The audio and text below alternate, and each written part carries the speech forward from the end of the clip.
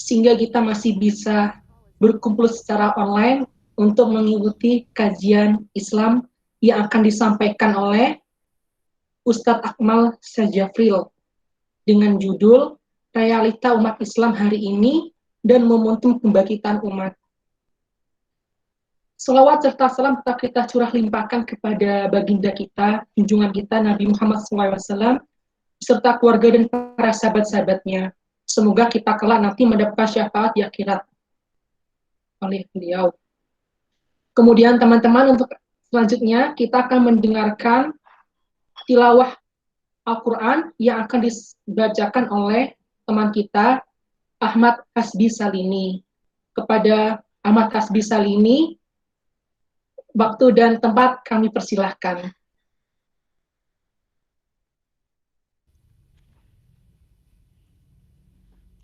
Oke. Assalamualaikum warahmatullahi wabarakatuh. Waalaikumsalam warahmatullahi wabarakatuh. Waalaikumsalam warahmatullahi wabarakatuh. Oke, suaranya kedengaran jelas di sini? Jelas. Agak kecil, Bi. Kedengaran Bisa suaranya? dibesarkan dikit suaranya sedih. Oh, segini kedengaran nggak? Ya cukup lah, nggak apa-apa lah.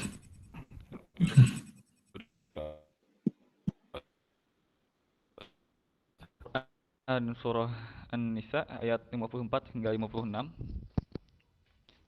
Silakan jika ingin mengikuti, silakan buka mushafnya.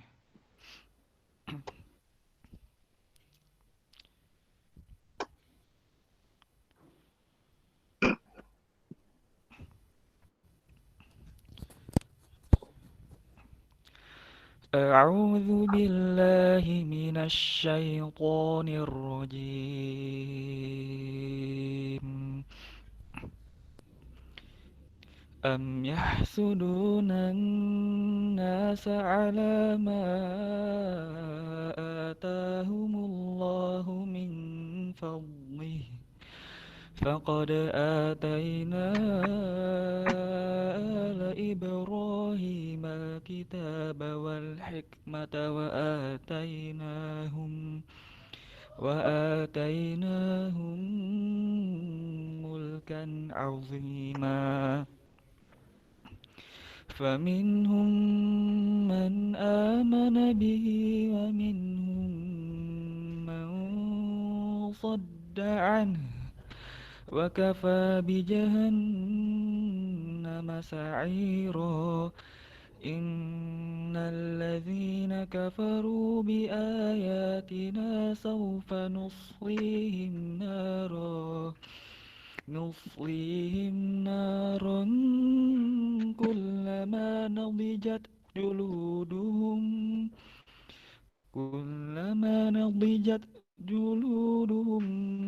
بدلناهم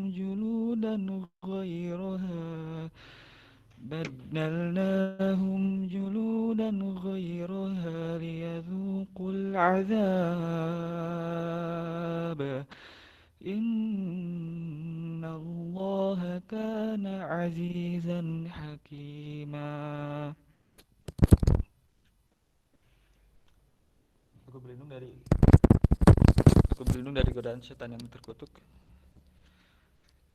Ataukah mereka dengki kepada manusia Muhammad dengan karunia yang telah diberikan Allah kepadanya? Sungguh kami telah memberikan kekuasaan yang besar.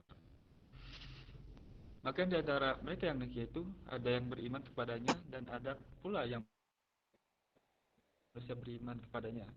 Cukuplah bagi mereka neraka jahanam yang menyala-nyala apinya. Sungguh orang-orang kafir kepada ayat-ayat kami kelak akan kami masukkan ke dalam neraka.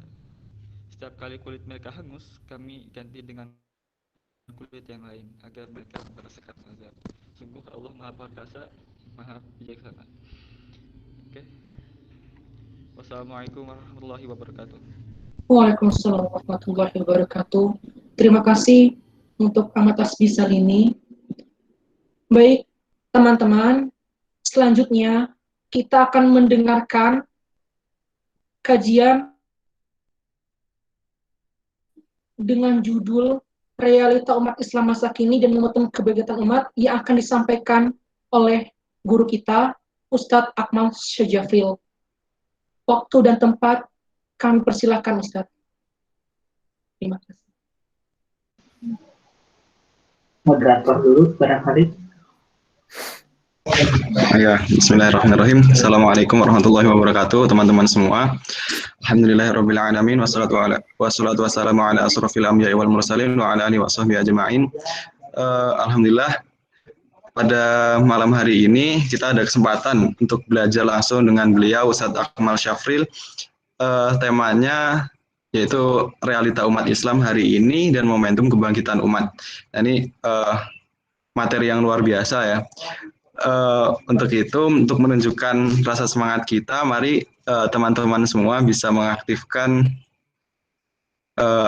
videonya ya, cam-nya bisa diaktifkan sebagai rasa hormat kita, sebagai adab kita dalam menuntut ilmu. Mari kita aktifkan videonya khususnya untuk yang ikhwan. Dan tak lupa juga karena ini materi yang luar biasa, kita kunci ilmu ini dengan mencatat. Jadi teman-teman semua bisa menyiapkan catatannya, boleh dengan buku, boleh dengan handphone atau laptop atau tablet, semudah teman-teman, yang penting bisa dicatat. Dan jangan lupa juga untuk teman-teman semua untuk menyiapkan pertanyaan-pertanyaan yang baik, yang bagus ya, untuk disampaikan kepada Ustadz Akmal Syafril untuk mendapatkan ilmu yang lebih bermanfaat lagi gitu. Insya Allah materi akan disampaikan oleh beliau itu selama kurang lebih 1 jam 20 menit, kemudian dilanjutkan sesi tanya jawab 20 menit. Langsung saja, tidak usah lama-lama, dan untuk teman-teman yang belum mengaktifkan, mohon diaktifkan ya. Boleh langsung saja kita dengarkan, kita simak pada beliau Ustadz Akmal Syafril. Saya persilahkan.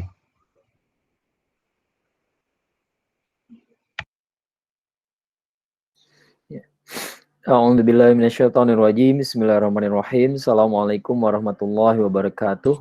Waalaikumsalam. Alhamdulillahirabbil alamin. Innal hamdalillah nahmaduhu wa nasta'inuhu wa nastaghfiruh wa na'udzubillahi min syururi anfusina wa min sayyiati a'malina. May yahdihillahu fala mudhillalah wa may yudlil fala hadiyalah. Asyhadu an la ilaha illallah wahdahu la syarikalah wa asyhadu anna Muhammadan abduhu wa rasuluh la nabiyya ba'dah. Allahumma sholli wa sallim wa barik ala Muhammad wa ala alihi wa sahbihi wa man tabi'ahum bil ihsani ila yaumiddin. Amma ba'd. Alhamdulillah, segala puji dan syukur kita tuhankan kepada Allah Subhanahu wa taala atas nikmat yang paling utama, nikmat iman dan Islam, nikmat ukhuwah, nikmat kesehatan dan kesempatan untuk berkumpul dalam kajian kita pada malam hari ini.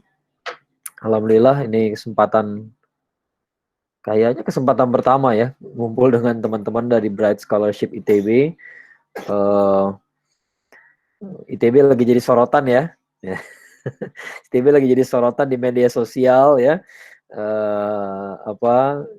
Ya orang nggak nyangka bahwa anak ITB ada yang kayak begitu, tapi ya itulah gitu ya. Itulah dunia gitu ya. Orang yang aslinya cerdas pun bisa kelihatan bodoh karena cinta sama dunia gitu. Ya, memalukan sekali saya mempertanyakan nih orang-orang dulu pernah di ospek apa enggak gitu ya. Memalukan sekali, masa bikin daftar dicatut-catut sana sini, sekarang cuci tangan semua, bayangin ya. Nah itu teman-teman, itu realita. Ini realita gitu ya. Jadi jangan kira anak ITB itu pasti pinter ya. DO pun pinter saya yakin gitu ya, kecuali kalau dia masuk ITB pakai joki gitu ya. Tapi saya yakin DO pun dia pinter ya. Biasanya DO itu bukan karena bodoh tapi karena malas. Ya, karena males, karena udah hilang semangat, aslinya mah pinter gitu ya, udah pasti pinter. Tapi orang pinter kalau bikin keputusan yang salah dalam hidupnya, maka dia akan berubah gitu. Ya, sebagaimana orang bodoh pun kalau bikin keputusan yang benar, lama-lama dia jadi pinter. Ya, bisa berubah, itu kehebatan manusia kan. Ya, manusia itu nggak seperti binatang tuh nggak berubah jalan hidupnya dari dulu. Ya, saya selalu mengatakan singa tuh nggak pernah ada yang ngobrol sama temennya, bro kita kebanyakan makan daging nih, kayaknya kurang baik gitu ya, kita belajar makan sayur deh gitu, nggak ada gitu. Ya tapi manusia bisa berubah gitu ya. Teman-teman yang dulu waktu kuliah perasaan olahraga aja kagak gitu ya, tiba-tiba sekarang bisa jadi Iron Man, bisa ikut triathlon gitu ya, lagi ngehits olahraga kan ya, tiba-tiba udah jadi atlet triathlon, saya nggak ngerti dari mana datangnya tuh. Perasaan dulu olahraga juga kagak gitu ya. Itulah manusia berubah gitu. People change ya. Nah, saya udah menyaksikan semuanya, orang yang tadinya udah rusak jadi bener ya. Termasuk juga orang yang bener jadi rusak juga ada. Ya, jangan kira teman-teman semua ya, saya lihat kegiatannya Bright Scholarship ini Masya Allah gitu ya. Masih belajar, saya lihat tadi di Instagramnya ada tahsin pekanan itu ya, Masya Allah gitu ya. Tapi jangan kira mentang-mentang kita udah di lingkungan yang benar maka kita pasti selamat gitu ya. Dulu saya udah menyaksikan bagaimana ada sepasang penghafal Quran bisa jadi bisa terjebak dalam zina. Ya, zina sampai hamil sampai aborsi, bayangin. Itu penghafal Quran dua-duanya. Ya, sama-sama ngajar, belum sampai hafal sih. Ya, belum sampai hafiz bener tapi penghafal gitu. Ya. Saya udah menyaksikan teman saya sendiri waktu di ITB gitu ya. Orangnya soleh, lebih soleh daripada saya, lebih pinternya minta ampun bahkan gitu ya. IPK-nya terancam 4. Ya, bayangin gitu ya. Saking bagusnya tuh ya. 4 aja diancam tuh ya. Ya saking bagusnya gitu ya. Pinter banget gitu. Ya, tapi qadarullah ya ternyata umurnya ada di tangannya sendiri, ya. Ternyata menemukan ajalnya di tangannya sendiri, bayangkan gitu ya. Kemana hilangnya kemana anjloknya tuh iman gitu ya. Kita nggak bisa merasa, saya nggak bisa merasa saya lebih baik daripada dia gitu, ya. Tapi memang kita ini butuh penjagaan, ya. Kita butuh penjagaan. Bisa jadi kita nggak lebih baik daripada dia, tapi Allah menjaga kita, ya. Allah menjaga kita dan kita menjaga lingkungan kita. Jangan lupa kalau ayat yang dibacakan oleh khatib Jumat ya selalu ya ayyuhalladzina amanu taqullaha haqqa tuqatih wa la tamutunna illa wa antum muslimun, jangan mati kecuali karena muslim. Ya, gimana caranya memastikan mati karena muslim? Di ayat berikutnya, wa'tasimu bihablillahi jami'a wa la tafarraqu. Ya. Jadi kita ini berpegang pada tali Allah dan jangan bercerai-berai. Ya, sebenarnya teman-teman kita lah menyelamatkan kita. Ya, di situ diceritakan bagaimana kita tuh udah di jurang neraka, di pinggir jurang neraka, tinggal kepleset doang gitu. Ya, tinggal kepleset jatuh udah selesai gitu. Ya, tapi ternyata kita diselamatkan sama persaudaraan, sama orang-orang di sekitar kita kan. Ya, jadi kita ini nggak lebih baik daripada yang lain, ya. Tapi alhamdulillah kita dijaga sama Allah, dijaga dengan pergaulan kita, sama teman-teman kita. Kalau kita nggak gaul sama orang-orang baik, belum tentu kita jadi orang baik terus. Ya, jadi jangan kira anak ITB pasti pinter gitu ya. DO pun saya yakin pinter gitu, karena dia masuk situ tuh udah pasti pinter. Tapi apakah dia akan selalu membuat keputusan yang cerdas? Ya, not always gitu ya. Nggak selalu, ya. Nggak selalu. Dan kalau bisa keterusan gitu ya. Kalau satu keputusan salah sih nggak masalah. Orang masih bisa selamat ya. Satu keputusan salah tuh biasa. Tiap orang bikin keputusan yang salah gitu ya. Tapi kalau terus-menerus, ya belum tentu kita selamat. Ya, nah ini bahan renungan banget buat kita semua. Ya, nobody safe gitu ya. Nah, ini pertanyaannya sekarang bagaimana kondisi umat hari ini ya dan momentum kebangkitan umat ya. Nah, kebetulan saya nggak menyiapkan presentasi khusus, tapi ada dulu saya pernah presentasi ya dengan temanya yang kayaknya cocok buat sekarang nih ya. Sebentar, ini kalau pakai Google Meeting nih saya suka gagal nih share screen, bentar ya. Coba dulu.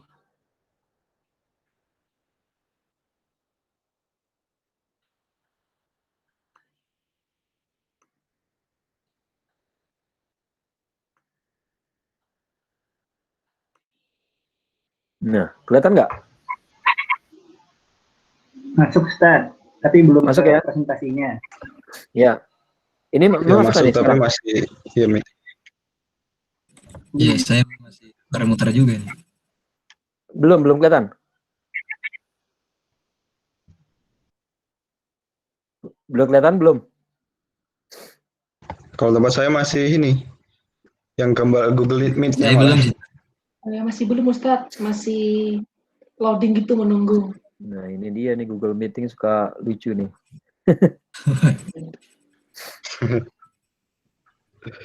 Apa your entire screen nih coba. Boleh, biasanya bisa malah.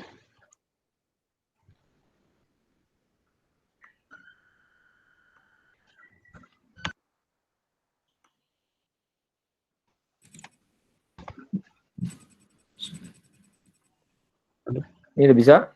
Alhamdulillah, udah masuk Ustaz. Saya. Sekarang udah kelihatan. Nah, udah bisa. Ya, bisa ya. Alhamdulillah. Agak misterius yang Google Meeting nih. Ya.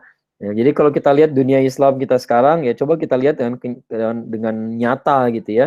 Kadang-kadang ada orang di luar sana yang terlalu memandang tinggi dirinya gitu ya. Artinya merasa umat Islam ini kayak baik-baik aja gitu. Ya, kayak dunia Islam itu aman-aman saja, kayak seolah-olah kita kalau mau bangkit sekarang besok kita menang gitu ya.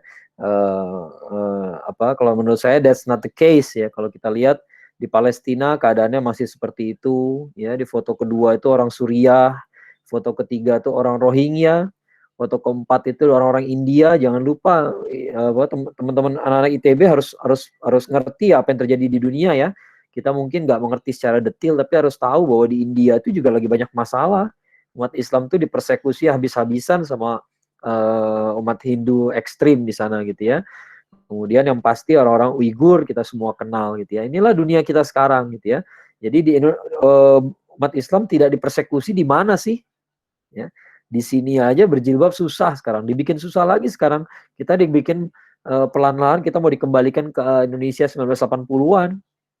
1970-an ya. Mau tahu Indonesia kayak apa sih tahun 70-an ya nonton aja film-film Warkop ya. Lihat ya kayak begitulah Indonesia gitu ya. Berapa sih yang berjilbab? Nggak ada. Ya, dulu saya sampai lulus SMP tahun 96 ya.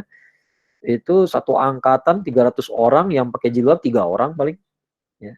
Nah, baru berubah tahun 98, 99 ya. 99 saya lulus SMA ya, itu udah berubah, berjilbab banyak sekali. Jadi begitu dikasih pilihan boleh berjilbab, tiba-tiba orang banyak berjilbab. Ya. Sekarang orang sudah lupa sejarah itu. Ya, memang yang paling cilaka dari sejarah itu adalah kalau kita lupa. Ya, itu yang paling cilaka gitu ya. Sejarah itu kenapa sih orang belajar sejarah? Karena penting supaya nggak lupa. Ya. Karena banyak hal-hal yang berulang dalam hidup ini. Ya, kalau kita sampai lupa ya akhirnya nggak dapat pelajaran. Nah, sekarang orang udah lupa. Jadi orang percaya aja ada isu orang dipaksa berjilbab. Padahal di Indonesia yang bertahun-tahun terjadi sampai sekarang hari ini sebenarnya adalah dilarang berjilbab, bukan dipaksa berjilbab. Ya, yang kemarin di Padang ternyata hoax gitu ya. Ternyata bukan, nggak ada pemaksaan berjilbab, tapi kemudian sudah digoreng duluan. Keluar SKB 3 Menteri gitu ya. Selemah itulah kondisi kita di Indonesia sekarang. Ya, kadang-kadang orang saya suka terganggu sekali sama orang yang merasa umat Islam ini kuat gitu. Ya, jadi bukan apa-apa masalahnya kalau Anda tidak mengakui ada masalah, maka itu adalah masalah tersendiri. Ya, itu masalah yang mungkin lebih besar daripada masalahnya gitu. Ya, karena Anda tidak merasa ada masalah. Itu lebih parah lagi. Ya, kalau mau pakai bahasanya para ulama gitu kan, orang yang paling parah itu yang tidak tahu tapi dia nggak tahu bahwa tidak tahu. Ya. Ya, kalau orang tidak tahu tapi dia tahu bahwa dia tidak tahu, dia akan belajar, dia akan cari tahu gimana mengatasinya. Ya, ini banyak aktivis dakwah juga kayak gitu gayanya petatang tenteng. Ini mah emang ketika saya bahas soal Islam liberal, tiba-tiba kalimatnya ya Islam liberal itu kan orang sesat, Ustaz, gampang lah ngatasin mereka. Gampang, kalau gampang kenapa nggak beres-beres? Ya, nah kalimat-kalimat kayak gitu kurang-kurangin tuh. Itu kalimat jumawa seolah-olah kayak gampang, padahal enggak. Ya. Syiah ini emang nggak beres, Ustaz, nggak bener nih gitu ya. Cara berpikirnya ngaco. Ya kalau ngaco, kalau kelihatannya gampang, beresin dong. Kalau nggak beres-beres, jangan bilang gampang, gitu ya. Udah jelas ini saya lagi ngomong sama anak-anak ITB gitu ya. Kita ini orang-orang yang berpikir rasional gitu. Ya, kalau Anda bilang gampang, harusnya selesai. Kalau nggak selesai, jangan berarti nggak gampang. Ya, kan tinggal dibalik begitu aja. Ya, kalau ngobrol sama orang-orang sains, harusnya lebih gampang nih kayak begini nih. Ya, kita tinggal bolak-balikin aja. Ya, kalau gampang maka cepat selesai. Kalau nggak selesai berarti nggak gampang. Ya, berarti Anda salah berpikir. Ya. Nah, coba lihat umat Islam kondisi kita kayak gini sekarang nih. Dipersekusi di mana-mana dan nggak bisa ngapa-ngapain. Ya, di Palestina sama orang Israel, sama orang Yahudi. Ya, Zionis bukan Yahudi yang sekuler sebenarnya sih, bukan Yahudi yang taat beragama juga gitu ya. Di Suriah sama siapa? Sama orang Syiah, walaupun Syiahnya bukan Isna Asyariyah ya. Syiahnya Nusairiyah ya, Syiahnya Suriah ya. Suriah itu betul-betul ada pembandingnya. Pembandingnya adalah Bahrain ya. Kalau kata Ustadz Ugi ya, guru kami ya di INSIS, beliau katakan beliau pernah tinggal di Bahrain. Beliau bilang Suriah itu perbandingannya sama Bahrain. Coba lihat ya, Suriah itu mayoritasnya Ahlus Sunnah wal Jamaah, tapi pemimpinnya Syiah Nusairiyah. Lihat hasilnya. pembantaian, ya. Nah, Bahrain itu kebalikannya. Mayoritasnya Syiah, tapi pemimpinnya Ahlus Sunnah. Terjadi apa? Nggak terjadi apa-apa. Ya, baik-baik aja negaranya. Ya, nggak terjadi apa-apa. Itu bukti bahwa Syiah itu memang ya tidak bisa memimpin gitu ya. Tidak bisa mengayomi, ya. Rohingya ya kita dibantai sama orang Buddha, ya. Orang India dibantai sama orang Hindu, ya. Di Cina Uighur dibantai sama orang komunis gitu ya. Ya, Cina kan nggak jelas agamanya apa gitu ya. Ya itulah gitu ya. Jadi jangan terlalu tinggi memandang diri gitu. Kalau menurut saya kita tidak melihat masalah itu lebih besar daripada masalah itu sendiri barangkali, ya. Yang masalah paling besarnya adalah umat Islam nggak sadar bahwa ada masalah, merasa bahwa baik-baik aja, merasa bahwa kita nih superior, kok kita khairul ummah kok, ya. Nah, apalagi sekarang kajian akhir zaman merajalela nih, ya kemana-mana gitu ya, orang udah kerjaannya menggolong-golongkan zaman aja. Oh sekarang udah mulkan Jabrian Ustaz, yakin? Ya, itu pertanyaan saya gitu ya. Yakin sekarang Mulkan Jabrian. Dulu ketika Al-Quds direbut oleh pasukan Salib tahun 1099, orang udah bilang itu Mulkan Jabrian loh. Orang udah yakin banget bahwa ketika Al-Quds direbut pasukan Salib, berarti bentar lagi Dajjal datang. Ya, ternyata itu 1099 Masehi. Udah berapa? Hampir 1 milenium lah. Hampir 1 milenium yang lalu. Ternyata belum juga tuh. Ya, jadi jangan terlalu yakin sekarang Mulkan Jabrian, sekarang memang saatnya kita ditindas, ya. Kenapa sekarang umat Islam ditindas? Karena memang sudah sewajarnya Ustadz. Sekarang udah zamannya, bukan untuk itu kajian akhir zaman. Kajian akhir zaman bukan untuk membuat Anda jadi apatis, ya. Mau kita hidup di zaman apapun ya harus berjuang, ya. Kajian akhir zaman, hadis-hadis akhir zaman itu membantu kita melihat realita, ya, bahwa kita sekarang berada dalam, katakanlah hasil analisis kita Mulkan Jabrian. Oke, berarti setelah Mulkan Jabrian nanti Imam Mahdi datang gitu kan ya. Iya, ya. Tapi berarti kita nggak boleh diam sekarang nih, ya. Oh, diam aja, nanti juga Imam Mahdi datang beres masalah gitu ya. Oh, keliru, ya. Karena ketika nanti datang Imam Mahdi dan Imam Mahdi beserta Nabi Isa alaihissalam melawan Dajjal dan para pengikutnya, Anda yakin kalau sekarang Anda diam, Anda yakin besok Anda jadi pembela Imam Mahdi? Belum tentu, ya. Nah, amal soleh ini riadoh buat kita, olahraga, latihan gitu ya. Riadoh itu latihan gitu ya. Kita beramal soleh itu latihan. Ya, sekarang ada kemungkaran depan mata, diam-diam aja. Yakin besok Dajjal datang kita bela kebenaran? Belum tentu. Bisa jadi kita jadi pengikut Dajjal loh. Ya. Emang menghadapi perang akhir zaman yang dipersiapkan apa? Beras gitu ya. Ada orang kayak begitu tuh. Nyiapin beras, bikin bunker bawah tanah di rumahnya. Ada yang berhenti kuliah dong. Ya, kenapa? Karena nanti teknologi hancur di akhir zaman. Ya, karena hadis-hadis Nabi mengatakan kita perang pakai pedang. Ya, hadis itu kan turun 14 abad yang lalu. Rasulullah SAW mau jelasin pakai apa? Masa Rasulullah SAW bilang kita perang pakai helikopter? Nggak ngerti lah. Ya, pasti pakai pedang, pakai tombak gitu ya. Nggak ada ulama yang mengatakan ketika Rasulullah SAW mengatakan perangnya pakai pedang, tombak, naik kuda, lalu artinya benar-benar kuda harfiah, tombak harfiah, pedang harfiah, nggak ada. Baru sekarang aja, ya. Nah, jadi makanya saya selalu kritisi kajian akhir zaman ini kayaknya lama-lama kontraproduktif juga. Mungkin bukan lama-lama, tapi memang karena orang-orang yang mengawalnya ini yang tidak benar gitu, ya. Yang nggak ngerti bahwa kajian akhir zaman itu tujuannya bukan buat itu. Rasulullah SAW mengatakan kalau kita tahu besok kiamat dan di tangan kita ada tunas pohon yang belum ditanam, ya tanam. Ya. Itu kan retorika banget tuh. Ya, retorika hipotesis ya, artinya emang ada orang yang tahu besok kiamat, nggak ada yang tahu. Ya, tapi kalaupun tahu, tetap aja harus ditanam. Ya. Ya, umat akhir zaman tuh harus proaktif, bukan jadi pasif, apatis, enggak. Ya, keliru. Ya, ini masalah besar. Jadi merasa tidak ada masalah tuh masalah besar. Ya. Oh, nggak ada masalah kita ditindas, kenapa? Mulkan Jabrian, inilah emang Dajjal sudah datang gitu ya, kita tinggal tunggu aja Imam Mahdi. Emang Imam Mahdi ditungguin? Enggak, bukan untuk itu. Cerita soal Imam Mahdi itu bukan itu kita tunggu-tungguin, ya.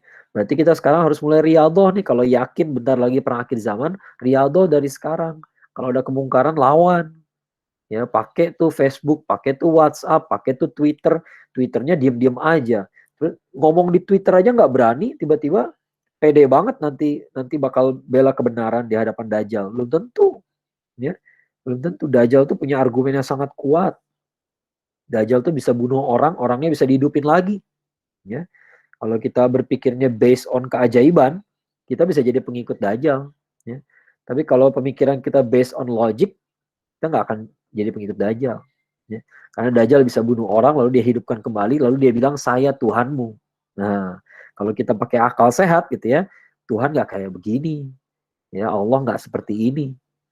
Ya, buat apa Allah muncul ke dunia tuh buat apa? Ya, apa tujuannya Allah berbuat seperti itu? Ya, dunia ini kan ujian buat kita. Ya, sementara Nabi Musa alaihissalam saja hamba Allah yang pilihan itu ya, mau melihat Allah aja ternyata nggak bisa. Ya, tiba-tiba kita bisa ngelihat Dajjal, lalu kita kira Dajjal itu Allah. Logika kita nggak jalan berarti. Ya, nah, logika itu lebih penting nanti ya, ketimbang keajaiban gitu ya. Kalau ajaib, Dajjal punya keajaiban. Ya, Dajjal itu datang ke tempat yang kering, tiba-tiba subur. Ya, Dajjal itu datang ke suatu tempat, di belakangnya ada berpeti-peti harta. Ya, bergerobak-gerobak harta. Jadi kalau Anda cuma cari uang doang ya, Anda jadi pengikut Dajjal gitu ya. Sorry aja gitu, mau ikut pengajian tapi pengajiannya para sosialita doang gitu ya. Nah, saya selalu nasihati jangan mentang-mentang ustadz gitu ya, lalu merasa selamat saja. Kalau Anda jadi ustadz tapi maunya ngisi pengajian orang-orang kaya doang, kemungkinan besar jadi pengikut Dajjal, saya bilang gitu. Ya, ada juga yang ngambek dia ngomongin kayak begitu ya. Ya terserah lah gitu ya. Ya, tapi dakwah tuh nggak kayak begitu. Ya, dakwah tuh nggak ngelihat siapa yang ngundang tuh kaya raya apa enggak. Ya, kalau kayaknya kaya raya gue datang, kalau enggak ngapain. Ya, kalau logikanya kayak gitu Anda kalau jadi pengikut Dajjal deh. Ya. Kalau masih cinta sama dunia, masa dai-nya sendiri nggak bisa zuhud, ya. Kalau dai-nya nggak bisa, apalagi mad'unya. Nah, itu masalah besar tuh. Ya. Dai-nya cinta dunia, apalagi mad'unya. Ya. Dai-nya maunya hidup mewah, gitu ya, nggak bisa. Ya. Itulah fitnah akhir zaman. Nah, dunia Islam sekarang kayak begini. Ya, banyak orang tertipu dengan jadi apatis, dengan nggak mau berbuat apa-apa, padahal dia menunggu saatnya orang-orang ini berbuat sesuatu, ya, menunggu kapan umat muslim ini mau bangkit, ya. Kan Allah Subhanahu Wa Taala punya sunnatullah, ya, punya sunnatullah. Allah sudah menetapkan sunnatullah, namanya juga sunnatullah, ya. Saya pernah nulis ya sebuah artikel judulnya Dua Sisi Sunnatullah. Saya bilang dua sisinya itu tergambar dari katanya sunnatullah, sunnahnya Allah, hukum yang dibuat oleh Allah. Sunnah itu hukum, ya, kelaziman, ya, kebiasaan, ya. Kalau sunnah Rasul, kebiasaan Rasulullah SAW. Ya, ini kebiasaan kelaziman yang Allah tetapkan, maksudnya begitu, ya. Nah, itu hukum yang Allah tetapkan. Kalau sesuatu itu ditetapkan oleh hukum, maka dia sesuatu yang lazim terjadi. Ya, lazimnya orang kalau lampu merah berhenti, walaupun ada yang melanggar, ya, tapi lazimnya kebanyakan enggak, ya. Ya, karena hukumnya demikian, ya. Maka hukum Allah itu yang berlaku, ya. Maka dua kata itu penting. Jadi satu sisi memang sunnatullah ini sunnahnya Allah, Allah yang tetapkan, ya. Jadi Allah punya kuasa untuk mengubahnya juga, ya. Api itu panas, tapi begitu api itu mau melahap tubuh Nabi Ibrahim alaihissalam, Allah perintahkan api jadi dingin. Bisa nggak Allah bikin api jadi dingin? Bisa. Ya, bisa nggak Allah membuat laut jadi terbelah? Bisa. Ya. Bisakah Allah bikin bulan jadi terbelah? Bisa. Semuanya bisa. Ya, karena sunnah ini, hukum ini adalah ketetapan Allah, maka Allah bisa ngubah. Ya. Tapi kata sunnah itu artinya kelaziman. Maka kalau Anda bikin rencana, sesuaikan dengan kelaziman. Ya, jangan mengatakan, wah rumahnya ada rumah kebakaran gitu ya. Biarkan saya nyelamatin harta benda saya, ya. Kalau Allah takdirkan saya selamat, saya pasti selamat. Masuk aja kita tanpa perlindungan apa-apa, ya, masuk ke kobaran api lalu kita minta selamat. Gak bisa begitu caranya.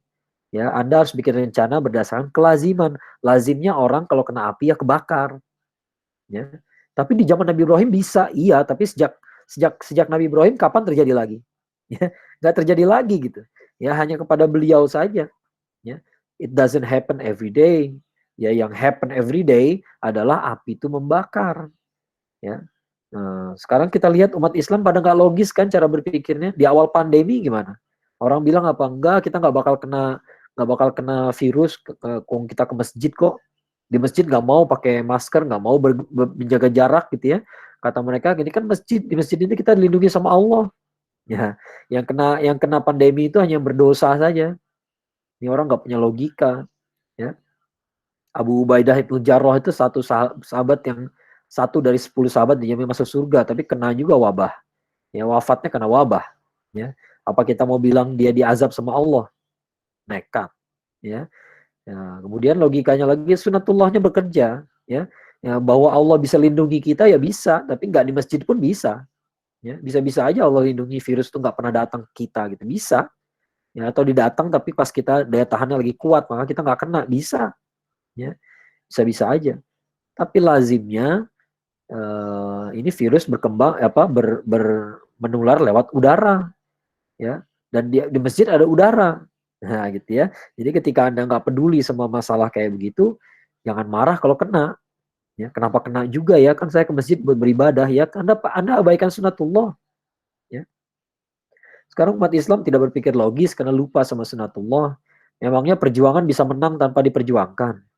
Memangnya perang bisa menang tanpa dilawan gitu ya. Musuh itu bisa kalah kalau kita nggak lawan. Ya. Sekarang kita dihina-hina, diinjak-injak dari sana sini, tapi tiba-tiba ada yang ngelempar dalil, oh Nabi pun memaafkan ketika dihina. Ya, kajian sirahnya cuma sampai Taif doang. Ya, coba teman-teman baca deh Sirah Nabawiyah Al-Mubarakfuri. Ya, di situ ada episode di mana Rasulullah SAW melaknat 7 orang di depan Ka'bah. Didoakan supaya dapat azab 7 orang depan Ka'bah dengan suara keras. Ya, sehingga semua orang di sekitar Masjidil Haram bisa dengar. Ternyata Rasulullah SAW tidak selalu memaafkan. Ya.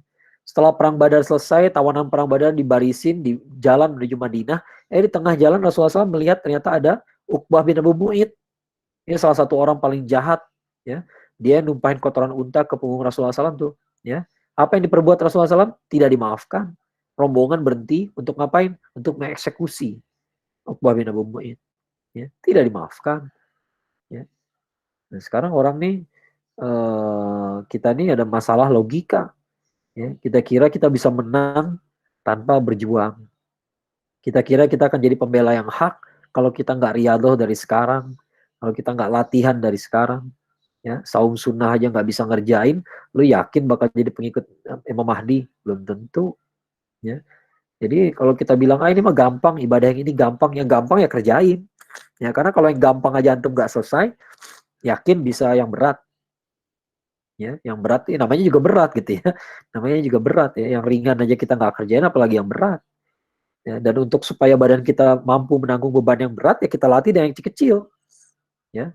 Orang kan nggak langsung latihan ngangkat 100 kilo beratnya gitu ya, nggak ngangkat besi 100 kilo, enggak, dimulai dari berapa, dari sekilo 2 kilo ya.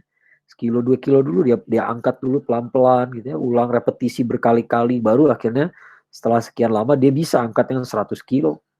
Ya. Orang lari juga demikian. Dia coba dulu sekilo, dia rutinkan dulu 2 kilo, rutinkan dulu 4 kilo. Nggak bisa langsung 42 kilo, pingsan. Ya. Coba-coba tahu-tahu mau langsung maraton gitu ya. Bisa meninggal orang di jalan. Ya, ada orang meninggal lagi maraton. Ya, memaksakan diri bisa. Ya. Ya, kita lihat inilah krisis di dunia Islam sekarang. Ya, orang tidak memahami sunatullah, orang merasa berhak untuk menang sendiri saja, ya, menang dengan sendirinya gitu ya, hanya karena kita lah hamba Allah, itu tidak diragukan lagi ya. Saya tidak meragukan itu bahwa kita adalah hamba Allah, ya, tapi tidak otomatis karena kita hamba Allah maka kita berhak menang. Ya, para sahabat aja menderita juga di perang Uhud.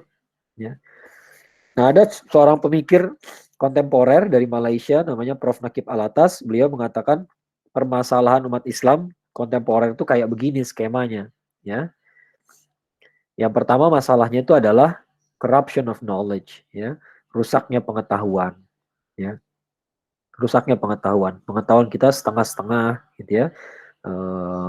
Kita salah paham tentang ini, tentang itu. Kita nggak mengerti agama kita sendiri ya, kayak tadi sunatullah kita nggak paham apa itu sunatullah ya, ternyata kita pingin selamat dari pandemi dengan cara mukjizat ya, mukjizat karomah gitu kan, logika karomah tuh ya, nggak tahu gimana pokoknya saya selamat aja gitu ya, walaupun saya nggak pakai masker, saya nggak pakai apa-apa tapi selamat, itu logika karomah gitu ya.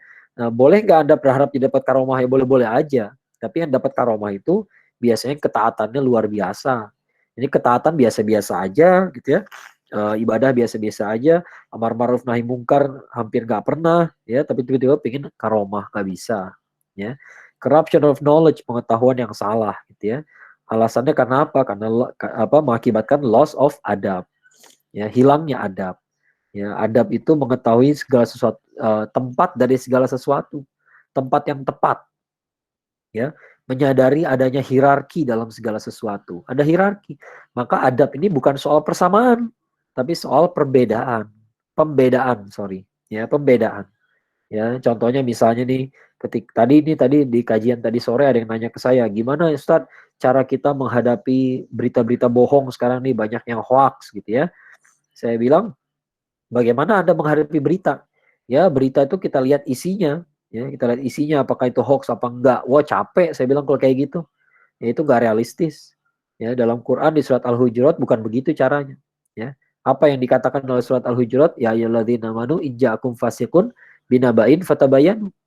Wahai orang beriman, kalau ketemu orang fasik bawa berita yang penting, berita yang besar, berita yang urgent, berita yang signifikan, ya, an-naba itu kan berita besar gitu ya, maka tabayunlah, ya. Maka yang harus ditabayunkan itu berita apa? Ya, bukan semua berita, tapi berita dari orang fasik. Jadi yang dinilai adalah orangnya dulu. Ya, sumber berita tuh harus dibedakan, tidak disamakan. Ya, kalau disamakan berarti tidak beradab.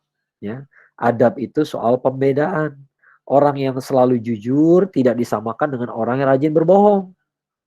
Ya, maka Anda nggak perlu cari-cari informasi dari orang yang pembohong. Kenapa? Karena capek, kita harus cek semua kata-kata dia. Ya. Nah, kita udah sering dibohongin sama media sekuler nih, media yang A, yang B, yang C. Tapi begitu muncul berita dari sana, kita percaya lagi. Ya, siapa yang salah coba? Ya, yang salah ya kita. Kenapa jatuh di lubang yang sama terus? Ya, itulah yang nggak beres gitu ya. Harusnya kita nggak senaif itu. Ya, ada bedanya husnuzon sama naif. Nah, itu loss of adab juga tuh. Ya, tadi saya diskusi di tempat lain ya, kajian sebelumnya gitu ya. Dia mengatakan gimana kita menyikapi cuitannya Abu Janda tentang Islam itu arogan ya. Dia katakan kita nggak boleh suuzon, kita harus mendepankan husnuzon. Bisa jadi Abu Janda tidak tahu. Saya bilang, Anda bukan babnya Anda bicara husnuzon sama Abu Janda.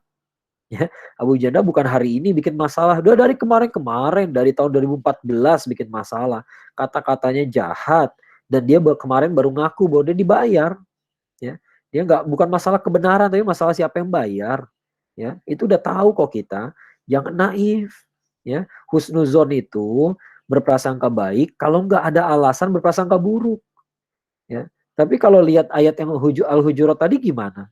Kalau ketemu orang fasik, maka tabayunlah. Kenapa? Karena dia orang fasik. We have every reasons to doubt him, ya, or her, ya. Kita punya semua alasan untuk, ya, punya alasan yang cukup gitu ya, untuk meragukan dia. Kenapa? Ini orang tukang bohong, gitu lah. Tukang bohong. Ini orang suka maksiat. Ini orang suka mabok, gitu ya. Gak sama dengan orang yang sehari-harinya soleh, orang yang baik, taat. Tapi orang yang soleh bisa salah, benar bisa salah, gitu ya. Tapi tingkat akurasinya tinggi, ya. Jadi yang salah-salahnya itu ya sekali-sekali aja dan salah gitu. Jadi keliru aja gitu ya. Lupa, lalai gitu ya. Bukan bohong, dusta, fitnah, itu kerjaannya orang fasik, ya. Jangan kita naif gitu ya. Kalau orang udah hidupnya kayak begitu, babnya bukan husnuzon lagi. Ya, babnya bukan husnuzon, salah itu, ya. Itu naif namanya, ya. Kalau kepada yang kayak begitu kita bukan suuzon namanya, kalau kita meragukan.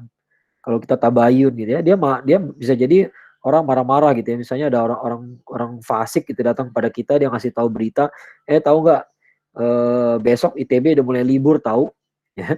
Tapi ini orang nggak bener gitu ya, kelakuannya nggak bener. Terus ya, oh ya, ntar kita cek dulu. Terus dia marah gitu, kenapa dicek, lu nggak percaya sama gua gitu ya. Jawab aja iya gitu. Ya kenapa, ya itulah adab itu tidak menyamakan. Justru adab itu mementingkan pembedaan.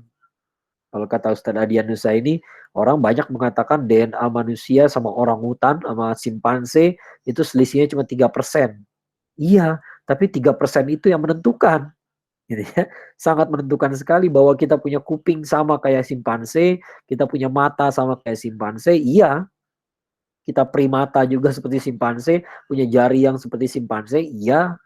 Ya, kita badan kita mirip seperti simpanse, iya. Tapi yang 3% itu sangat berbeda sekali. Kita punya jiwa, dia tidak. Ya, kita punya pilihan, dia tidak. Dia binatang. Binatang nggak punya pilihan.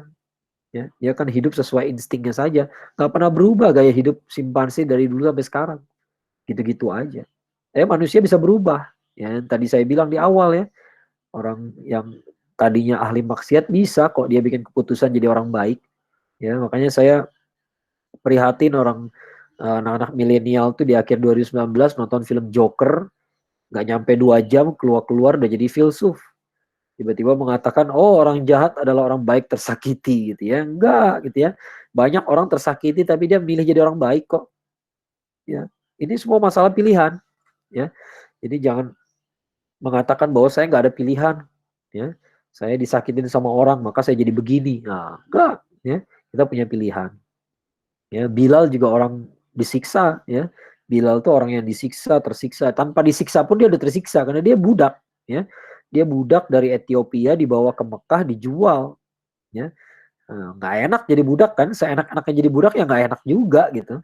Ya, apalagi ditambah lagi disiksa lagi. Kebetulan majikannya salah satu orang paling jahat lagi di Mekah ya, Umayyah bin Khalaf ya. Umayyah bin Khalaf itu salah satu dari 7 orang yang didoakan azabnya oleh Rasulullah SAW di depan Ka'bah. Yang tadi saya ceritakan gitu ya. Saking jahatnya dia gitu. Ya.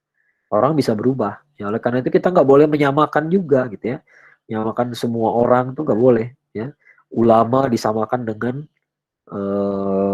yang lain gitu ya. Jadi kita kalau mau belajar agama ya cari orangnya dulu ya, jangan cari temanya. Ya, kadang-kadang orang cari tema gitu ya, dia cari temanya gitu ya. Mana kisah Rasulullah SAW dan Yahudi ya pengemis Yahudi buta. Ya, temanya dicari gitu ya. Tapi coba cari siapa orang terpercaya yang menyampaikan itu. Ya, cari sumbernya di mana, hadis riwayat siapa. Nggak ada, nggak ketemu. Ya, saya nggak bilang bahwa itu cerita palsu apa enggak. Sampai sekarang saya nggak nemuin dalilnya. Ya. Tapi betapa banyak media yang memberitakannya. Di Republika ada, di sini ada, di situ ada gitu ya. Padahal orang nggak ada satupun yang tahu ceritanya. Ceritanya nggak masuk akal kalau menurut saya. Ya, ada seorang Yahudi maki-maki Rasulullah nyuapin tanpa Rasulullah mengatakan siapa dirinya. Ini bukan masalah dirinya. Masalahnya Rasulullah SAW diutus untuk membawa umat manusia ke jalan yang benar. Ini ada orang maki-maki beliau, tapi tidak dibawa ke jalan yang benar. Ya, nah itu bukan sikap yang wajar dari seorang Rasulullah SAW. Ya, tidak wajar. Ya, Rasulullah SAW mendiamkan itu.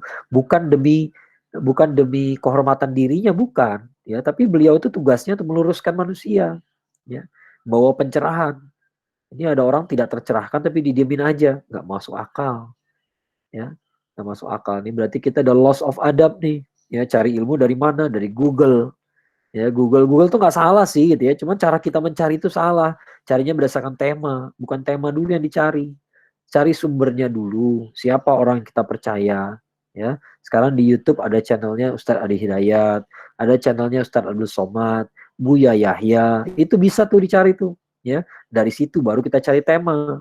Ya, kenapa? Karena nggak bisa kita dapat dari semua orang.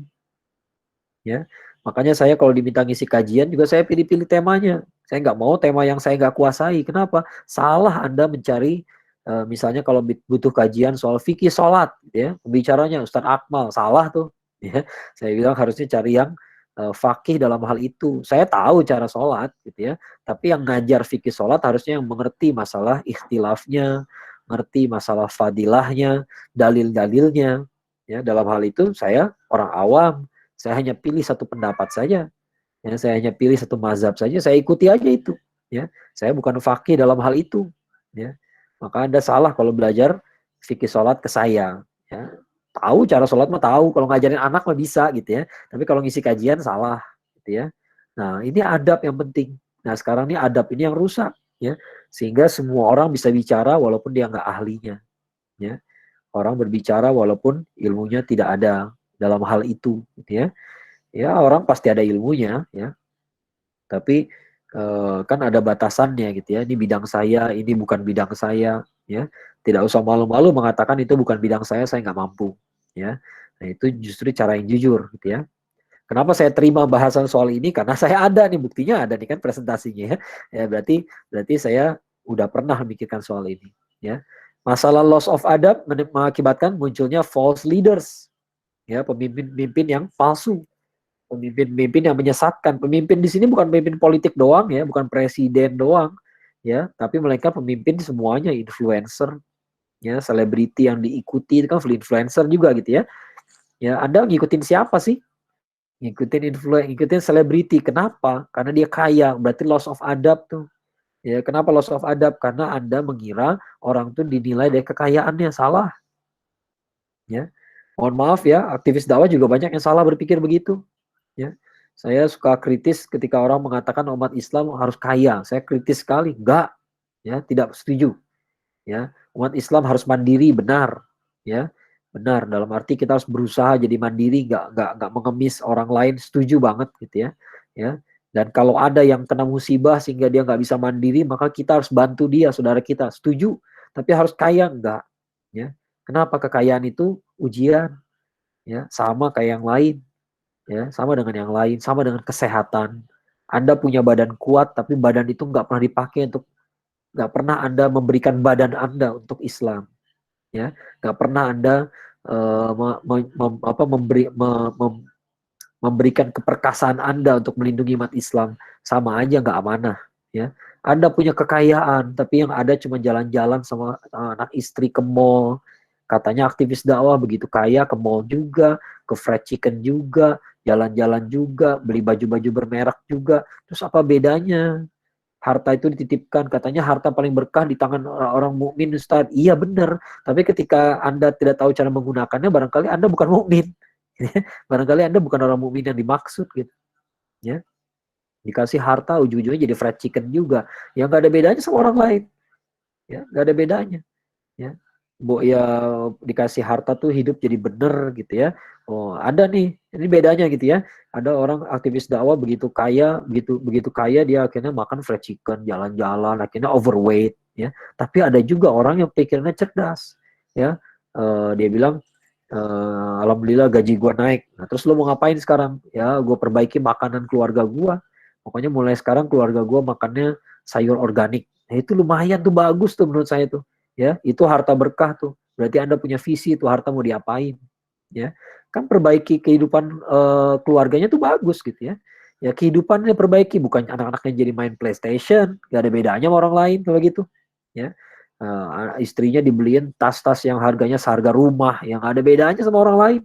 Ya, Anda bukan aktivis dakwah, ya, nggak ada bedanya sama orang lain. Kan Utsman bin Affan juga kaya, Ustaz. Iya, Utsman bin Affan itu kaya, tapi kayanya tuh dipakai buat beli sepatu? Enggak.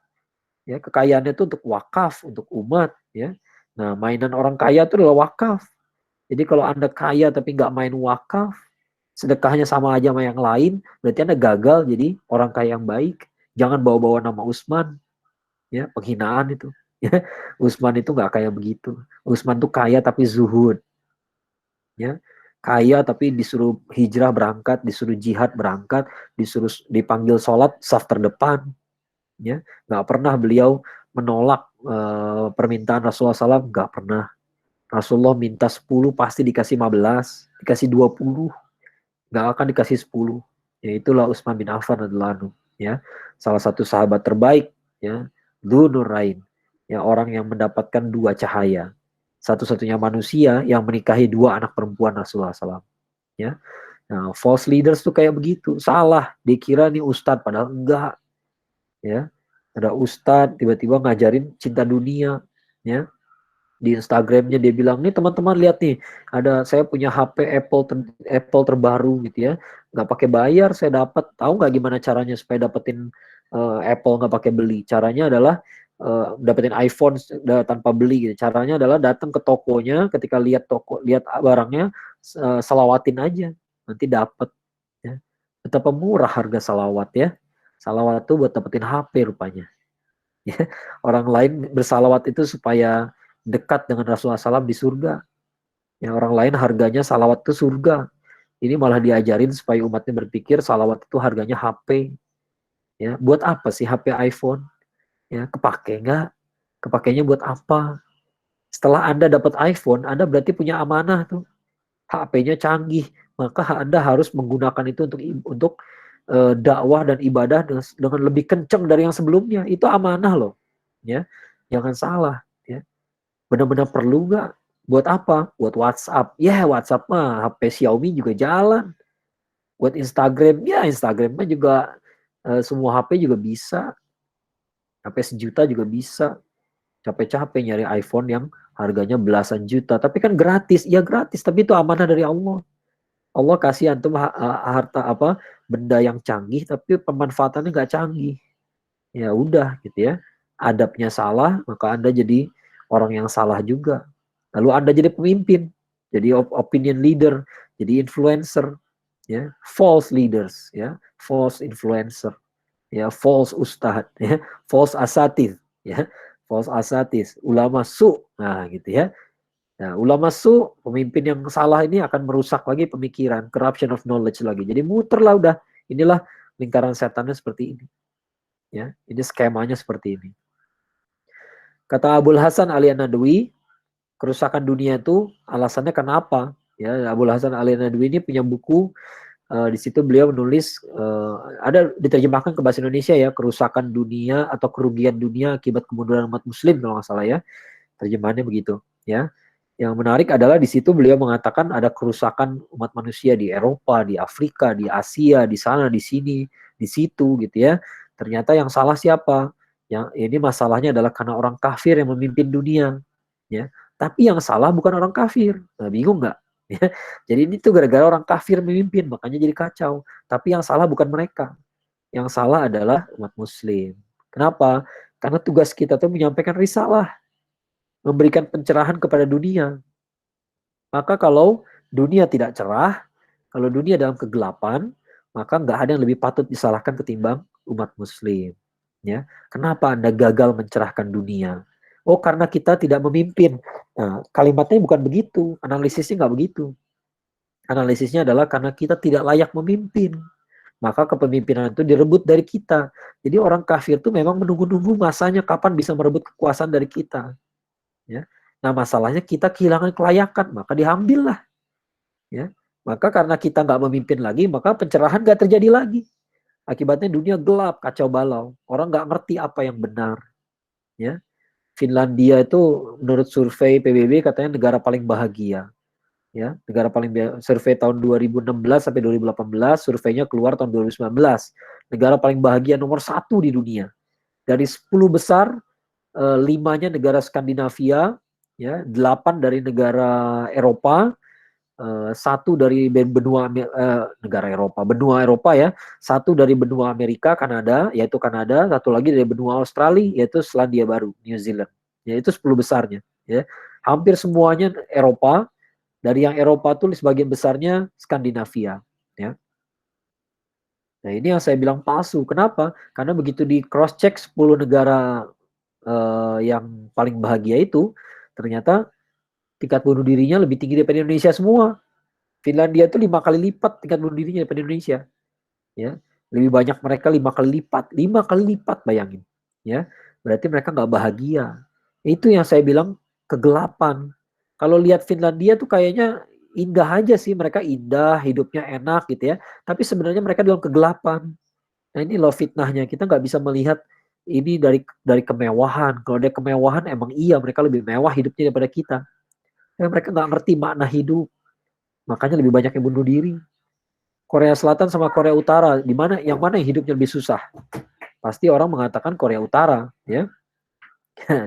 Tapi kalau kita lihat tingkat bunuh dirinya jauh lebih tinggi Korea Selatan sekarang. Korea Selatan padahal secara kultural nggak ada kebiasaan bunuh diri loh. Ya, yang ada kultur bunuh dirinya itu Jepang. Ya, tapi sekarang Jepang kesalip sama Korea Selatan. Ya, jadi Korea Selatan tuh walaupun kelihatannya cakep-cakep, kelihatannya makmur-makmur, ternyata nggak bahagia. Ya, orang bunuh diri udah pasti nggak bahagia. Ya. Orang hidup belum tentu bahagia, tapi bunuh diri udah pasti tidak bahagia. Nah ini loh, dunia gelap gitu. Walaupun kelihatannya kayak mewah, teknologinya bagus, tapi mereka dalam kegelapan sebenarnya. Ya. Nah yang harusnya menjadi rahmatan lil alamin itu kita. Ya, kitalah yang bisa menebarkan rahmat Allah kepada seluruh alam, termasuk orang kafir. Orang kafir itu harusnya jadi murid-murid kita gitu. Kita yang ngajarin mereka cara hidup yang benar. Tapi kita nggak layak. Kenapa? Karena kitanya sendiri nggak benar. Ya. Umat Islam katanya khalifah fil ard. Khalifah itu wakil, ya, khalifah Allah di muka bumi. Kita ini wakil Allah di muka bumi. Ini yang selalu saya katakan. Kalau wakil, kita tuh nggak sama dengan Allah. Kita wakilnya doang. Ya jelas kita nggak sama dengan Allah. Tapi sikapnya seorang wakil harus sesuai dengan kebijakan yang diwakili. Maka kalau Allah tuh maha pengasih, maha penyayang, maka wakilnya harus pengasih juga dong. Harus penyayang juga. Ini katanya pengasih penyayang, tapi buang sampah sembarangan. Lihat kucing ditendang. Lihat ayam ditakut-takutin. Enggak. Ya kayak begitu. Ya. Punya sama anak tidak berlemah lembut, sama istri tidak berlemah lembut. Berarti bukan wakilnya Allah kalau kayak begitu. Ya. Nah, bukan cuma pengasih penyayangnya doang, Allah kan maha perkasa, Al-Aziz. Maka kira-kira wakilnya harus perkasa apa enggak? Boleh memble enggak? Enggak boleh memble. Harus gagah. Ya, harus gagah. Makanya dulu waktu saya kuliah dulu ya, waktu saya kuliah ketika kita menghadapi ospek yang sangat brutal, yang tidak berperi kemanusiaan itu gitu ya, ada perdebatan tuh di antara para aktivis dakwah. Orang pada bertanya-tanya, ini kita perlu terusin apa enggak nih ospek nih? Apa kita boykot aja? Kita jadi non-him aja? Ya, saya menjawab enggak, ya, saya enggak setuju, saya enggak setuju. Saya bilang maaf ini ijtihad doang, ini ijtihad dan saya bisa terima lah kalau ada pendapat yang lain. Tapi menurut saya enggak, kita enggak boleh mundur. Kenapa? Ini kan zolim, orang dipukulin, digebukin, disuruh push up, disuruh jalan jongkok 1 kilometer, suruh merayap, sampai sobek-sobek perut kita, luka-luka gitu ya. Ini kan zolim gitu ya. Iya, tapi kalau ente nggak bisa handle yang ini, maka berarti kita nggak bisa handle jihad. Ya, udah anggap aja ini latihan lah. Ya, ini anggap aja ini latihan gitu ya. Dipukulin sekarang ya, lu harus kuat. Ya, supaya nanti kita keluar dari ospek ini jadi pribadi yang kuat-kuat semua. Ya, coba perspektifnya kita ubah gitu ya. Coba perspektifnya kita ubah. Ya memang niat yang ospek sih lain gitu ya. Tapi kita bisa menganggap itu, kita bisa punya perspektif kita sendiri terhadap hal tersebut. Ya. Iya, mereka niatnya juga nyakitin anak orang doang. Mereka niatnya cuma senioritas aja, cuma main-main saja gitu ya. Tapi bisa kita manfaatkan buat kebaikan kita. Ya, latihan lah, ya. Latihan ngerasain dipukulin gitu ya, ngerasain disuruh push up gitu ya, biar kebal gitu ya. Nanti kalau jihad lebih parah dari itu, jauh lebih parah daripada itu. Ya, karena keyakinan saya kalau Allah tuh maha perkasa, maka hamba-hamba Allah ya harus perkasa. Maha perkasa sih nggak mungkin, ya. Tapi minimal harus perkasa lah, nggak boleh kita nih dilecehin orang, ya, dilecehin orang, dihina orang, dianggap remeh sama orang, nggak bisa. Ya betul, bukan fisik doang, betul, yang lain juga gitu ya. Dan nggak semua orang punya fisik yang kuat ya. Ya bisa jadi kita punya kelebihan yang lain, ya. Boleh lah, keperkasaan itu juga nggak harus diartikan sebagai fisik gitu ya. Orang bisa juga dianggap terhormat ya, dianggap berwibawa karena apanya? Karena ilmunya misalnya gitu ya. Bisa ya. Nah, yang jelas apa yang Allah kasih kepada kita harus kita optimalkan. Allah kasih badan yang kuat ya, optimalkanlah. Allah kasih kita akal yang cerdas, optimalkan. Ya. Jadi kita ini harus layak jadi wakilnya Allah gitu.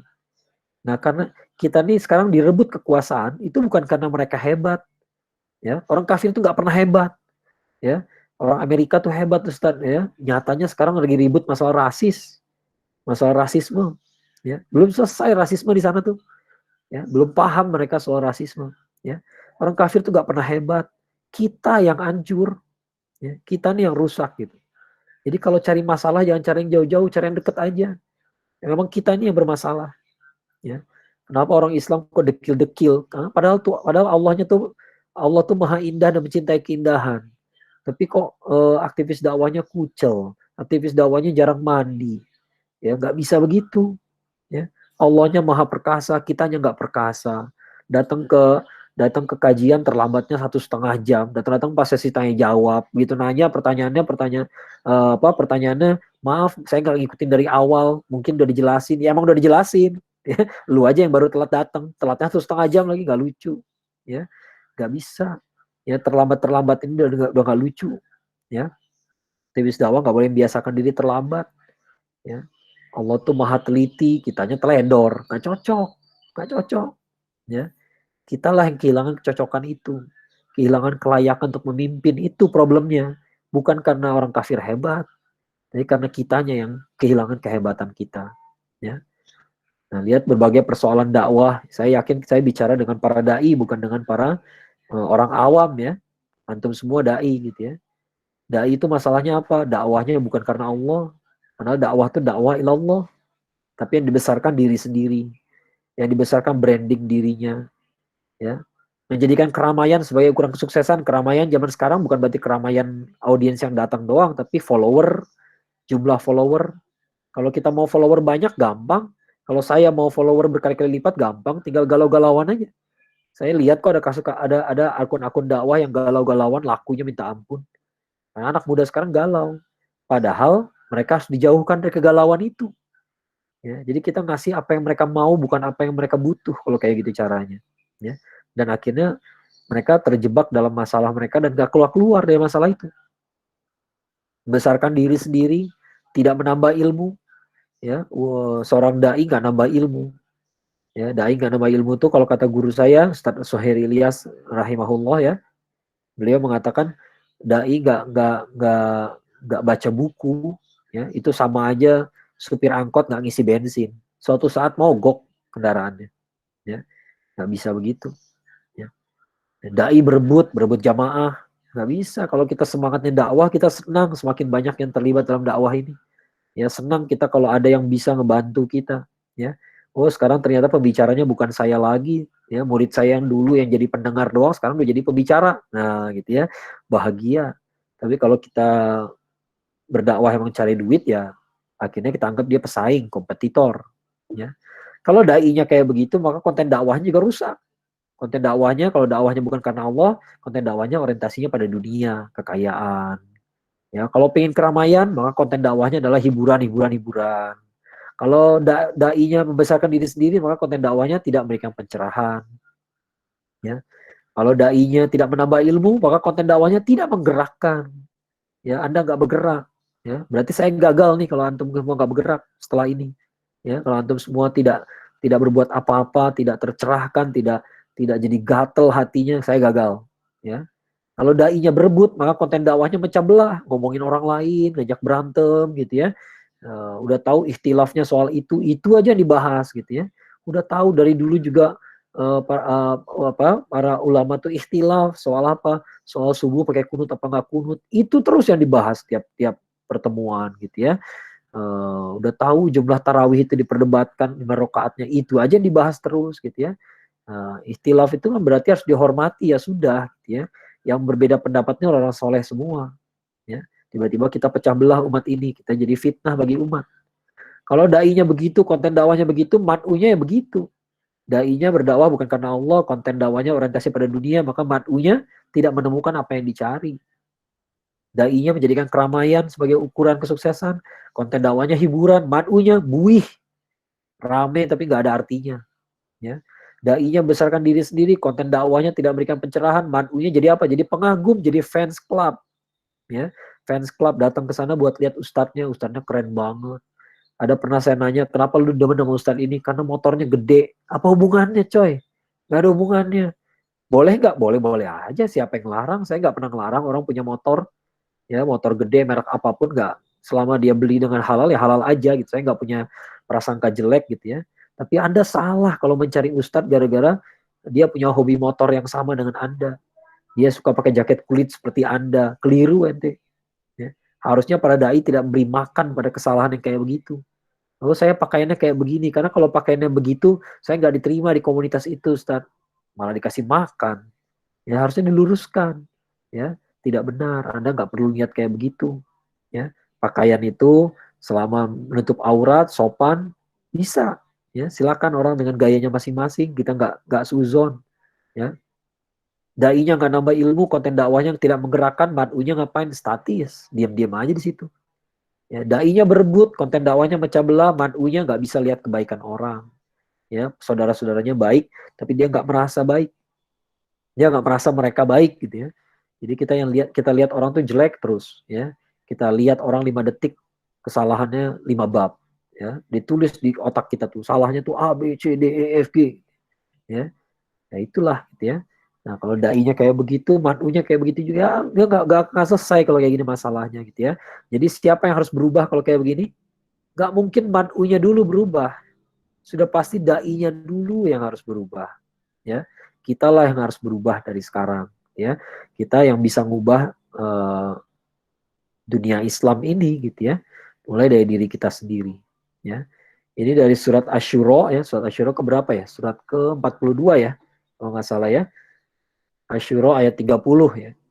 Di mana Allah berfirman, A'udzubillahi minasyaitonirrajim, Bismillahirrahmanirrahim, wa ma asabakum min musibatin fabima kasabat aydikum wa ya'fu an katsir. Ya. Apa saja musibah yang menimpa kamu itu adalah buah dari perbuatan tangan kamu sendiri. Ya. Itu adalah hasil dari perbuatan aidikum, tangan kamu sendiri. Ya. Wa ya'fu an katsir. Padahal sebagian besar kesalahan kamu itu udah Allah maafkan. Jadi bayangin ya, kalau Allah timpakan semua kesalahan kita menimbulkan musibah, habis kita. Ya. Ternyata Allah sudah maafkan sebagian besarnya. Ya, dan dari yang sebagian kecilnya, nah itulah yang kita cicipi sekarang. Ya, jadi kalau lihat umat Islam sekarang terpuruk, Ustadz, ini bukan salah musuh, walaupun musuh udah pasti salah karena nyerang kita gitu ya. Musuh itu berada di pihak yang salah ya, dia salah gitu ya. Tapi sumber masalah itu ada pada kita. Ya, musibah yang menimpa umat kita sekarang ini adalah buah dari perbuatan kita. Ya. Dan yang disebut kita itu yang harus sadar siapa? Ya para dai-nya dulu. Ya, nggak mungkin orang-orang yang tidak belajar agama disuruh sadar duluan, nggak bisa. Harus kitanya yang sadar duluan. Ya, kita inilah ya yang secara serius belajar mempelajari agama, kitalah yang harus sadar duluan. Ya, kalau kitanya nggak sadar, mad'unya pingsan. Kitanya nggak sadar, mad'unya pingsan semua, nggak ada yang sadar. Ya, nah, ini PR kita sekarang gitu ya. Jadi teman-teman harus melihat bahwa ini kalau kita melihat diri kita sebagai dai, maka ini semua tanggung jawab kita. Ya, kita nggak perlu nyalahin orang kafir. Ya bukan berarti dia nggak salah. Saya nggak bilang begitu ya. Dia salah gitu. Tapi orang kafir mau diapain gitu. Ya, sama aja kayak Anda naruh kucing naruh daging ikan gitu ya di pinggir jendela ya, digondol sama kucing ya, terus yang salah siapa? Kucing? Enggak, kucing itu nalurinya kalau lihat ikan nganggur ya dimakan gitu ya. Anda nggak bisa mengatakan pada kucing, kucing ya, ini kan rumah gue ya. Emang kucing peduli rumah siapa ya? Dia lewat genteng tiap hari dia lewat rumah orang tiap hari, dia mau buang air di mana dia nggak mikir, ada makanan di mana ya diambil. Ya. Orang kafir mau diajak berpikir dengan akal jernih ya nggak bisa. Ya nggak bisa. Ya. Ya, jadi berhentilah mikirin mereka gitu ya. Masalah bukan berarti kita nggak mikirin dalam arti kita nggak peduli gitu apa mereka perbuat ya. Kita lawan lah kalau ada yang salah gitu ya. Tapi masalah terbesar itu sebenarnya di dalam tubuh kita sendiri. Ya. Dan yang harus berubah sekali lagi adalah yang sudah sadar. Yang sudah sadar siapa? Ya para dai lah. Ya. Nah sekarang kalau kita jadi dai tapi masih nggak zuhud juga, masih mikirin kekayaan juga, ya nggak usah dakwah kayak gitu caranya. Ya, dakwah katanya pengen ngajarin orang supaya zuhud, lalu sendiri kagak zuhud. Ya, dianya sendiri kayak begitu, udiknya sama dunia. Ya, udik sama dunia gitu ya. Lihat-lihat dunia tuh udik banget gitu ya. Saya sedih ngeliat orang kayak begitu. Ya, nggak boleh kayak begitu. Ya. Nah, mudah-mudahan bermanfaat. Saya coba sampai sini dulu. Saya kembalikan pada moderator. Fadol. Terima kasih kepada Ustadz Akmal Syafril. Luar biasa banget ya materinya. Kita jadi lebih terbuka gitu terkait gimana sih kondisi umat muslim sekarang ini. Kita mikirnya mungkin, wah ini kebangkitan Islam sebentar lagi nih. Terus kita ngerasanya kayak baik-baik aja. Padahal sebenarnya kalau kita buka mata, banyak kok muslim-muslim yang lain di belahan dunia yang lain ternyata masalahnya jauh lebih besar gitu. Luar biasa besar, bukan jauh lebih besar ya. Intinya luar biasa besar. Terus juga masalah-masalah yang ada ini jangan ketika dikait-kaitkan dengan fenomena-fenomena kajian akhir zaman sekarang ya. Jangan dijadikan itu pembenaran gitu. Bahwa oh yaudah ini emang zamannya tertindas, tapi bukan itu yang dipengenin dari kajian itu, tapi gimana sih kita bertindak untuk menuju kebangkitan Islam itu sendiri. Terus ternyata kita juga banyak nih masalah-masalah lain, kayak misalnya kurang paham konsep sunatullah tadi, yang pengennya langsung aja ada mukjizat, karomah, dan lain-lain, padahal keimanan, ketakwaannya biasa-biasa aja gitu, bahkan mungkin dibilang rendah banget. Yaitu gara-gara ya kurangnya pengetahuan kita, akhirnya kita juga jadi lost adab dan menimbulkan dan juga adanya false leaders itu ya, terus kita mengikuti mereka malahan. Terus ada juga permasalahan tentang dakwah tadi ya, yang utamanya ya karena dai-nya itu sendiri yang mungkin belum berbenah gitu ya. Ya, untuk melanjutkan, boleh teman-teman yang ingin bertanya dengan raise hand terlebih dahulu. Kalau misalkan teman-teman malu atau kurang nyaman kalau misalkan bicara langsung atau kendala sinyal, boleh di chat. Ya, silahkan teman-teman, boleh raise hand kalau ingin bertanya.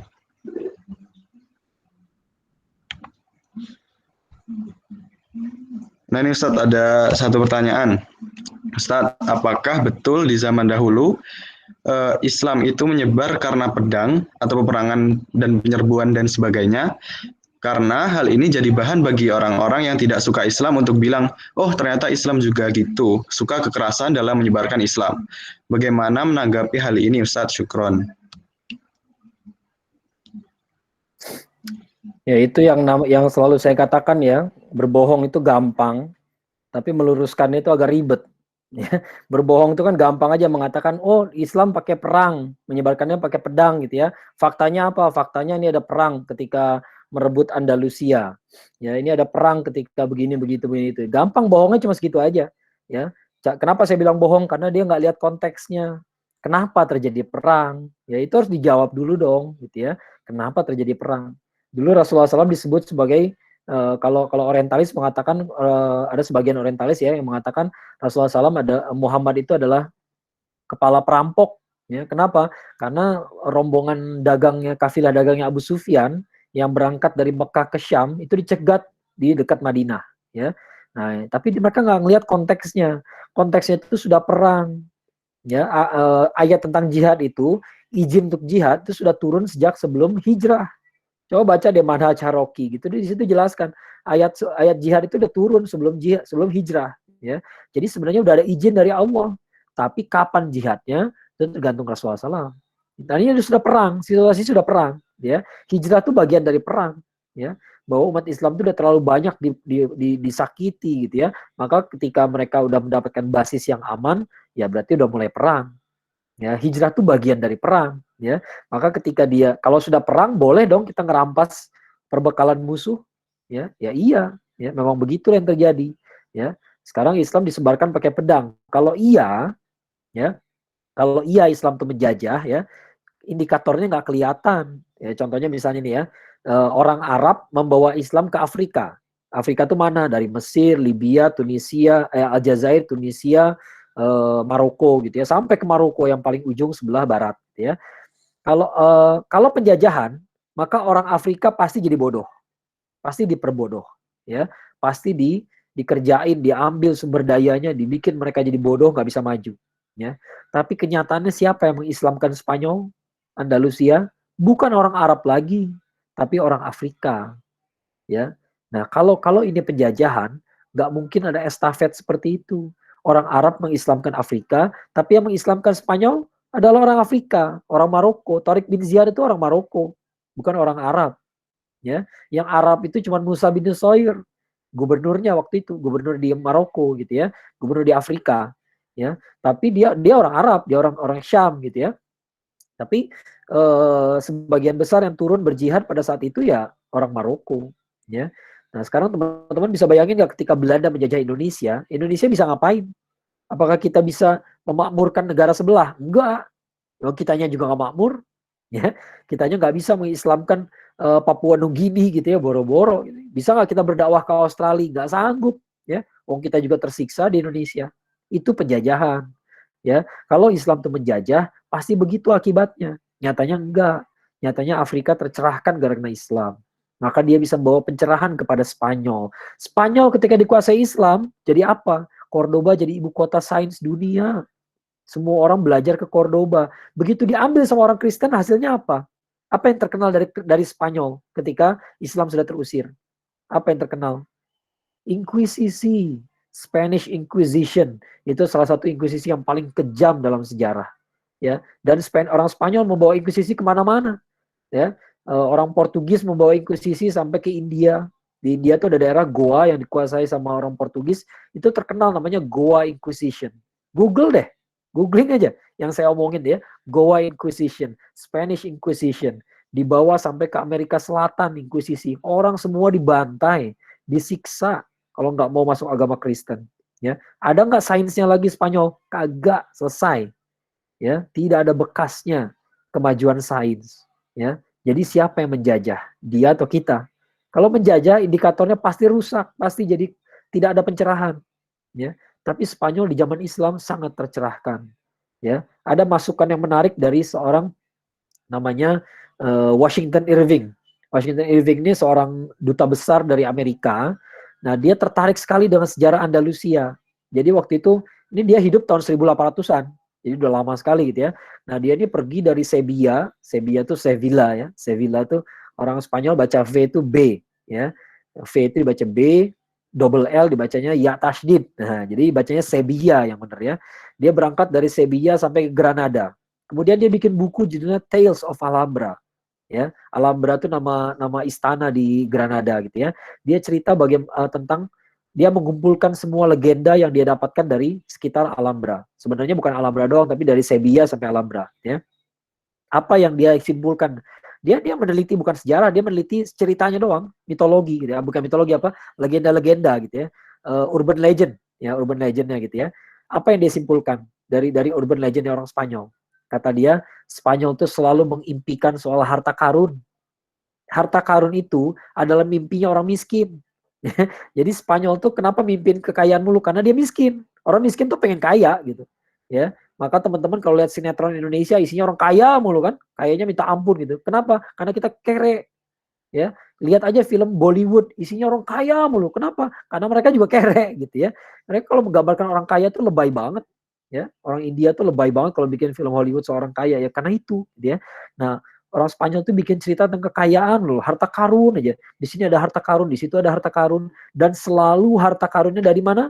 Dari orang-orang Moor, orang-orang Islam. Ya, maka kemudian apa kesimpulannya Washington Irving? Kesimpulannya adalah Spanyol itu merasa bahwa mengakui bahwa sejarah mereka tuh kaya, sejarah mereka tuh hebat, tapi di zaman Islam. Begitu Islam lepas dari Andalusia, maka lepas pula kekayaan mereka, lepas kedikjayaan mereka. Dan sekarang mereka tinggal mengimpikan kemana perginya semua harta itu, kemana perginya semua kejayaan itu. Dulu Andalusia, Spanyol tuh luar biasa, metropolitan. Sekarang kok jadi hancur ya. Ya. Kalau umat Islam menjajah, nggak begitu ceritanya, gitu. Nggak begitu. Pasti Spanyol tuh jadi lebih hebat. Nyatanya enggak. Ya, Cordoba tuh hebat di zaman Islam. Zaman Abdurrahman An-Nasir. Begitu dikuasai oleh Kristen lagi, tidak hebat lagi, nggak ada lagi. Perpustakaannya masih ada kok, nggak dibakar. Ya, karya-karyanya masih ada, tapi tetap mereka nggak jadi sehebat dulu lagi. Ya, itu bukti bahwa penjajahan bukan penjajahan konteksnya gitu ya. Kadang-kadang orang cuma lihat perangnya doang. Perang itu ya harus dilihat konteksnya. Orang kalau kita diserang ya kita balas menyerang lah. Lalu kita yang dibilang pakai pedang. Lalu emang pakai apa? Dia pakai pedang, bawa pedang ke apa menyerang kita, ya kita harus melawan pakai pedang lah ya.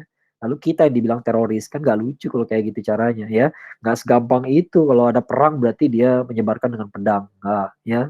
Anda harus selidiki dulu konteksnya seperti apa ya, apa betul seperti penjajahan polanya, enggak ya. Nah itulah ya. Betul.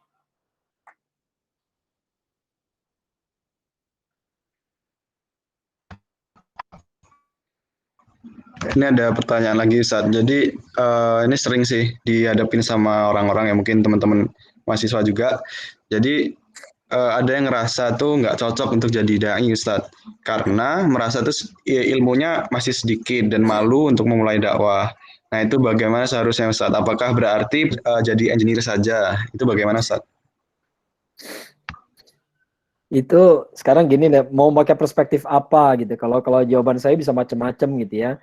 Sekarang Anda merasa rendah. Ketika Anda merasa rendah, sebenarnya Anda bukan merendahkan diri sendiri saja, tapi merendahkan Allah, karena Allah bilang itu Anda khalifah. Allah bilang Anda khalifah, tapi Anda merasa rendah. Berarti Anda merendahkan Allah. Ya, apakah Anda bilang Allah salah? Nah, gitu ya. Berani nggak bilang begitu? Ya, padahal secara nggak langsung itulah yang Anda katakan. Ya, jadi kita ini merasa rendah, iya, ya, tapi merasa nggak mampu menjalankan tugas atau tidak berani menjalankan tugas, berarti kita tidak amanah sama Allah. Ya, nggak boleh begitu, gitu ya. Nah, Allah sudah nggak boleh orang Islam ini berbahasa saya orang kecil, saya orang bodoh. Kalau bicara, mohon maaf ya, kalau bicara soal orang kecil, orang bodoh, orang lemah, Bilal harusnya ngomong kayak begitu. Bilal tuh budak dari Ethiopia, kulitnya hitam, nggak ngerti apa-apa, ya. Tapi dia nggak pernah ngomong kayak gitu, nggak pernah dia ngomong ke Rasulullah SAW, ya Rasulullah, saya kasih tugas yang gampang-gampang aja lah, saya kan orang bodoh, nggak ngerti apa-apa. Nggak, dia ngomong kayak begitu, ya. Nggak pernah dia bicara seperti itu. Di Perang Badar, kata-katanya Bilal lah yang menjadi slogan Perang Badar. Kenapa? Karena dia jadi tokoh. Semua orang tahu nih orang hebat, ya. Bilal yang tadinya budak jadi orang hebat di Perang Badar, ya. Jadi jangan kira kita nggak bisa berubah. Itulah tadi makanya saya bilang kita bisa berubah. Kita bisa berubah. Kalau antum merasa rendah, ya nggak ada yang merasa tinggi. Ya kata siapa gitu kita merasa tinggi, bukan, ya. Tapi kita punya amanah nih. Jadi khalifah, Allah dia bilang ente khalifah. Tiba-tiba ente bilang ente rakyat jelata, nggak bisa. Ya, berarti Anda menghina Allah. Apakah Allah salah menilai? Nah, gitu ya. Tapi saya nggak cukup ilmu. Ilmu tuh kalau nggak cukup ya ditambah, gitu ya. Ya jangan didiemin aja, ya. Nggak, Anda jangankan nggak cocok jadi dai kalau gitu ya. Bukan hanya nggak cocok jadi dai, tapi juga nggak cocok jadi engineer. Ya, nggak cocok jadi engineer ya. Ini kita kekurangan nih. Mau bikin bangunan ya, saya orang sipil gitu ya. Bangunan nggak cukup nih kekuatan tanahnya ya. Kalau nggak cukup ya dicukupin, gimana caranya gitu ya. Engineer kan gitu. Ya, ada yang nggak beres, diberesin gitu ya. Kalau nggak bisa diberesin ya nggak butuh engineer dunia ini, gitu ya. Enggak, gitu ya. Itu salah gitu ya. Itu mau jadi engineer aja pun nggak bisa juga. Ya, kita nggak bisa berdakwah karena kurang ilmu, salah kalau menurut saya gitu ya. Ilmu tuh nggak apa, dakwah tuh nggak mesti ngajarin orang, ya. Menyampaikan apa yang indah itu pun udah bagus, ya. Lihat surat Ad-Duha, wa amma bi ni'mati rabbika fahaddits. Sampaikanlah kalau dapat nikmat dari Allah, sampaikan, jangan diam-diam aja. Jadi menyampaikan nikmat itu pun udah syiar. Itu pun udah dakwah namanya, ya. Nah, kalau kata Ajo Benri pernah bilang ke saya, ini kata-kata yang luar biasa sekali. Orang tuh makan bakso yang enak aja, besoknya dia cerita ke temennya, ya. Bahkan kalau perlu kita berdebat, gue makan bakso di Simpang Dago enaknya minta ampun, ya. Tiba-tiba bisa berdebat, alah gue pernah makan di situ, nggak ada papanya dibanding yang di Tubagus Ismail, ya. Orang bisa berdebat cuma gara-gara bakso. Bakso yang lezat itu bisa diceritakan dan bisa bikin orang berdebat. Sekarang pertanyaannya, apakah Anda belum merasakan kelezatan Islam sampai nggak ada yang bisa diomongin? Gitu ya. Masa nggak ada yang bisa diomongin, bos, gitu ya. Sudah segitu nikmatnya jadi muslim, gitu, nggak ada yang bisa diomongin, ya. Itu sama aja kita mengatakan nggak ada bagus-bagusnya jadi Islam, nggak ada yang bisa diceritain, ya. Apa yang bisa lu dakwahin? Nggak tahu, gua nggak tahu apa-apa. Nah, gitu ya. Itu sama aja artinya kita mengatakan Islam ini nggak berasa gitu, ya, di dalam hidup kita gitu ya. Nah, itu penghinaan juga buat Allah. Ya, jadi jangan kayak begitu gitu ya. Dakwah itu nggak mesti ribet-ribet, harus hafal dalil segala macam. Itu sambil jalan itu bisa dipelajari. Ya, menyampaikan nikmat Allah itu udah syiar. Ya, cerita saja ya, cerita ke orang-orang. Wih, sebenarnya gua tuh nggak ada pinter-pinternya, tapi alhamdulillah dulu didoain sama orang tua, dibantu sama teman-teman gua. Akhirnya gua tahu-tahu gua sekarang bareng kalian di ITB gitu ya. Ngomong kayak gitu tuh dakwah itu. Dakwah kenapa? Kan dakwah tuh ilallah, ngajak orang kepada Allah supaya orang tuh ingat kepada Allah gitu ya. Jadi orang tuh ingat sama Allah itu udah dakwah, udah selesai. Ya itu udah satu pahala udah antum secure itu, udah antum amankan tuh ya, udah dapet tuh ya. Nanti di akhirat gue lihat nih ntar ada amal itu gitu ya. Amalnya apa? Berdakwah, ngingetin orang sama Allah, ngingetin orang bahwa kita ini nggak pinter-pinter amat, kita ini bukan anak yang paling baik, bukan siswa yang paling baik, ya, tapi ditolong sama orang tua kita, ditolong sama guru-guru kita, ditolong sama teman-teman kita, ya. ngomong kayak gitu aja udah dakwah itu, ya. Nah, jangan merasa nggak punya bahan buat dakwah, ya. Pasti bisa lah, insya Allah, ya. Padahal. Ini ada pertanyaan, Ulia mau tanya, boleh langsung tanya aja, Ulia. Oke, makasih. Jadi ini Ustadz, saya mau nanya, bagaimana menanggapi orang-orang yang memframing Islam dan Muslim secara buruk, terutama di sosial media. Sementara saya pernah dengar kalau ada hadis, pokoknya intinya atau mungkin yang dia jangan meladeni orang yang kurang berilmu gitu. Sementara tapi kalau misalnya di sisi lain, kalau misalnya saya sendiri juga merasa emang kurang berilmu sih untuk menanggapi orang-orang seperti itu. Tapi kalau tidak ditanggapi, makin banyak orang yang ikut percaya dengan framing tersebut gitu. Terima kasih. Ya. Jadi yang penting itu jangan membesarkan yang kecil. Ya, yang penting itu jangan membesarkan yang kecil. Ini ada akun Ustadz yang menghina-hina Islam gitu, lihat akunnya follower 13. Ngapain ditanggepin? Ya, yang kayak gini udah kita report as spam aja biar hilang gitu ya. Kita blok aja hilang lah gitu ya. Tapi kalau yang ngomongnya udah abu janda, follower sekian juta, harus dihadapi. Ya, dihadapinya dengan cara yang tidak membesarkan dia. Ya, caranya gimana? Ini masalah teknis gitu misalnya gitu ya. Dia ngomong di sosial media gitu ya. Jangan di-share omongan dia. Ya, coba di capture ya, lalu kita obrol, kita jawab di akun kita. Ya, kita jawab di akun. Jadi kita nggak besarkan dia, orang nggak perlu buka akun dia, kan dia dapat duit dari situ, dari impresi, dari like, dari following gitu ya, dari retweet, itu dapat duit dari situ, maka nggak usah dibesarkan ya. Tapi kita bahas ya, karena ini pengaruh dia besar, maka kita jawab ya. Tapi kalau dia pengaruhnya kecil, cuekin aja ya, cuekin aja. Yang penting kita ngomong aja. Kadang-kadang ini isunya besar, tapi yang ngomongnya itu nggak penting. Ya, kadang-kadang ada kayak gitu tuh ya. Ini isunya udah menyebar di mana-mana gitu. Misalnya apa ya? Tuhan tidak perlu dibela. Ya, ini kan isu yang udah kemana-mana gara-gara Gus Dur bikin buku soal itu gitu kan judulnya gitu ya. Ini isunya kemana-mana. Tapi sekarang yang ngangkat akun kecil, akun gak jelas gitu ya. Akunnya nggak usah ditanggepin. Cukup kita jawab aja di sosial media kita. Tidak benar kalau Tuhan ungkapan Tuhan tidak perlu dibela itu mengandung kesalahan logika A, B, C, D. Nggak usah kita bilang si Fulan yang ngomong, nggak usah. Ini si Fulan ini nggak penting, ya. Apalagi akunnya anonim pula, gitu ya. Nggak usah dibesarkan, ya. Jadi itu yang harus dipikirkan. Jangan besarkan sesuatu yang kecil. Ya, kalau udah kecil biarin aja, ya. Biarin aja. Tapi kita tetap melawan syubhatnya. Kita jawab, ya. Kita jawab dengan cara kita sendiri, di akun kita sendiri, di panggung kita sendiri. Nggak usah besarkan panggung dia, ya. Itu seninya begitu gitu ya, seni berperangnya begitu ya. Ya kalau Ghazul Fikri kita harus ngerti hal kayak begini. Ya, yang kecil jangan dibesar-besarkan. Ya, jangan sampai dia jadi banyak simpatisannya gitu, cuekin aja. Ya nggak usah sebut namanya lah. Ya, yang sebut kalau memang kecil. Kalau memang besar, ya harus kita hadapi. Ya, bahkan dengan mencari lawan yang besar itu bagus. Kenapa kitanya jadi besar? Ya, ya kalau Anda jadi petinju, lalu Anda berani nantang Mike Tyson, maka dengan sendirinya Anda jadi keren. Ya, walaupun Anda kalah gitu ya. Tapi orang Anda di mata penggemar tinju jadi hebat. Berani dia ngelawan Tyson ya. Terus ronde ketiga pingsan ya, nggak apa-apa ya, tapi hebat gitu ya. Naik level kita. Ya, yang penting kita nggak besarkan lapaknya dia. Ya, jadi jangan retweet omongan dia, jangan ya. Nah, itulah seninya begitu ya. Ya. Jadi memang ini harus dilawan. Tapi dan satu lagi tambahan lagi, Ghazul Fikri itu perang itu sesuatu yang harus terencana, ya. Jadi kalau kita melawan dengan pemikiran, Ghazul Fikri itu melawannya dengan pemikiran, ya. Nah kalau kita nggak ngerti apa yang harus kita bicarakan, maka jangan bicara dulu, ya. Jangan tergoda, ya. Harus sekarang. Kalau kita nggak sekarang, maka orang bisa murtad. Nggak segawat itu biasanya, ya.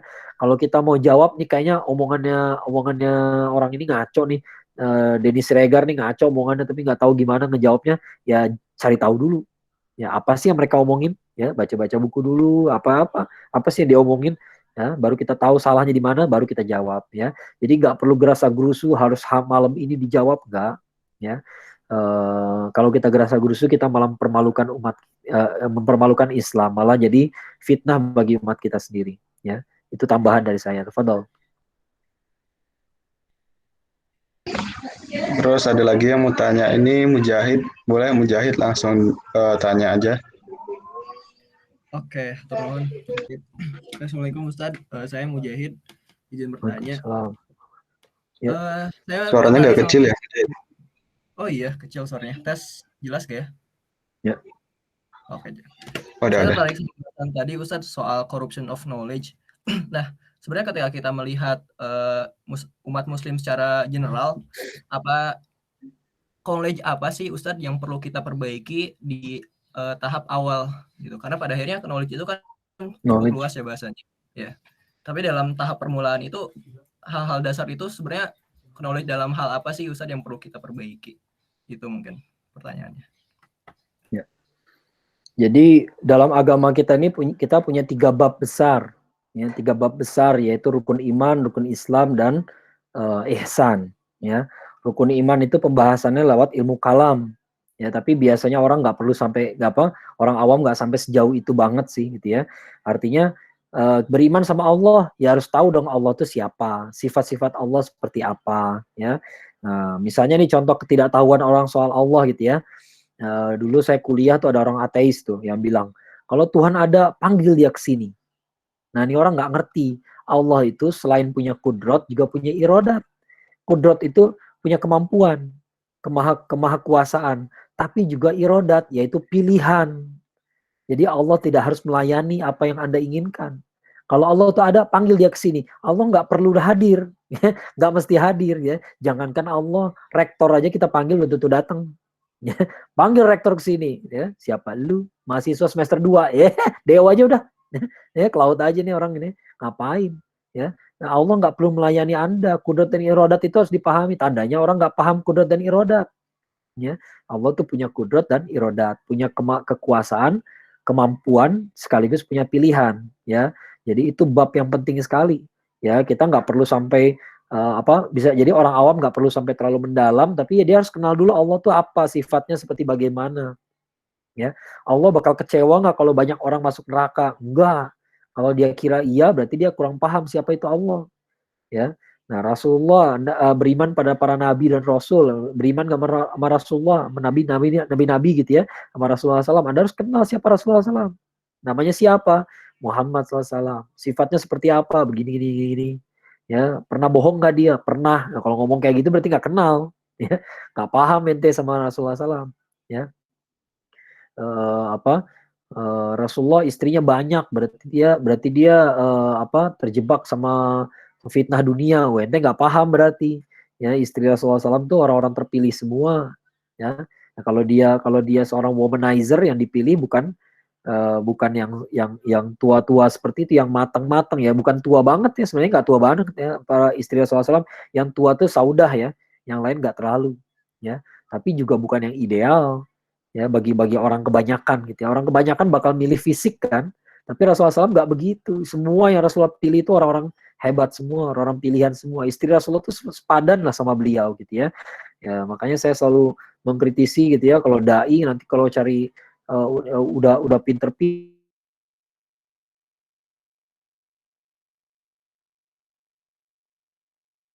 belum benar, nggak bisa, salah gitu ya. Anda harus cari yang yang bisa membackup dakwahan tuh ya, itulah yang cocok gitu ya. Nah ini tandanya orang nggak paham rukun imannya ya. Rukun imannya kalau rukun iman ada 6 ya, itu semua juga tahu gitu ya. Tapi maksud saya adalah kitabullah ya, kitab itu apa, Quran itu bagaimana adab kita pada Quran, boleh nggak kita bilang Quran itu salah gitu ya. Nah itu harus tahu yang kayak begitu ya. Kemudian dari keimanan itu baru kita belajar fikih, cara sholat ya. Kan orang nggak bakal sholat kalau dia nggak beriman ya, nggak bakal gitu ya. Betul bahwa pengetahuan dia belum sempurna, tapi dia nggak bakal sholat kalau dia nggak beriman ya. Dia harus tahu takdir itu apa, kemudian sholat itu bagaimana, saum itu bagaimana, itu rukun Islam, itu bagian fikih tuh ya. Nah terakhir bagian ihsan itu bab yang paling advance, bahasannya tasawuf, tazkiyatun nafs ya. Kenapa sekarang banyak yang ngaco? Karena tasawuf dipelajari sama orang yang tidak layak ya. Sholatnya belum benar, yang dibahas masalah tasawuf ya, berantakan dah tuh ya, berantakan. Merasa bersatu dengan Allah, saya dengan Allah tidak merasa ada batasan lagi. Dari mana lu tahu? Lu sholat aja masih nggak bener, sholat aja masih baca qul huwallahu ahad melulu ya, qul a'udzu birabbin nas deui, qul a'udzu birabbil falaq deui. Tiba-tiba merasa sudah sampai ke langit ke-7 bersama Allah, ke laut aja ya. Nah, tasawuf itu bahas masalah zuhud, ya, itu bab tasawuf tuh, ya. Boleh nggak sih kita makan makanan yang enak? Boleh, ya. Tapi zuhud ya zuhud gitu ya. Orang kalau zuhud itu tidak terlalu berselera sama makanan, ya. Dia nggak terlalu berselera. Kalau kemewahan dunia nggak terlalu berselera. Halal nggak sih? Halal, ya. Makanya ini bahasannya lebih tinggi, ya. Makanya orang suka salah kaprah, gitu ya. Baca buku-buku tasawuf tentang sholat, ya. Lalu dia simpulkan, oh berarti sholat tuh nggak penting gerakannya, yang penting hatinya. Kenapa? Ini buku gua bahas hati semua. Ya buku yang lu baca tuh bukan babnya fikih, babnya tasawuf. Tasawuf tuh bahas hati ente kemana pas lagi sholat. Ya, tapi sholatnya masih tetap begini, ya, nggak jadi tiduran itu, lagi ngapain, lagi sholat, ya, gitu ya, badan gue di sini, tapi jiwa gue lagi sholat di Masjid Salman belagu, ya, kayak gitu nggak, itulah tasawuf yang ngaco tuh jadi kayak begitu tuh ya, tasawuf padahal fikihnya nggak kelar, ya, jadi yang penting sekarang yang dua itu tadi, rukun iman sama rukun Islam, Anda kenal siapa Allah, Anda tahu yang kewajiban kita, ilmu tuh cuma dua macam, fardu ain dan fardu kifayah, ya. Tahu cara sholat itu fardu ain. Tapi tahu khilafiyah di dalam sholat, tahu ikhtilaf, tahu pendapat semua mazhab itu bukan fardu ain. Itu fardu kifayah. Itu para fuqaha aja yang perlu hafal. Ya, kita cukup tahu cara sholat aja udah. Ya, cara sholat. Nanti kalau udah tahu yang wajib-wajib, tambahin yang sunnah-sunnah. Gitu ya, udah beres gitu. Nggak usah aneh-aneh gitu ya. Nggak usah pelajari perdebatan para ulama. Kecuali kalau emang pengen jadi ulama, nggak apa-apa. Ya, saya mau jadi ahlinya fikih sholat, that's fine, bagus, ya. Berarti Anda harus melangkah ke masalah fardu kifayahnya berarti, ya. Baca Quran bisa apa enggak, tajwidnya benar apa enggak, itu fardu ain, ya. Tapi jadi penafsir Quran itu fardu kifayah, ya. Tidak wajib semua orang, gitu ya. Jadi jangan terlalu ribet, jangan mengira agama ini harus selesai satu bab lalu baru masuk bab berikutnya, gitu ya. Saya akidah dulu Ustadz, kalau udah selesai baru saya bicara ibadah. Kalau gitu mah lu nggak bakal ibadah.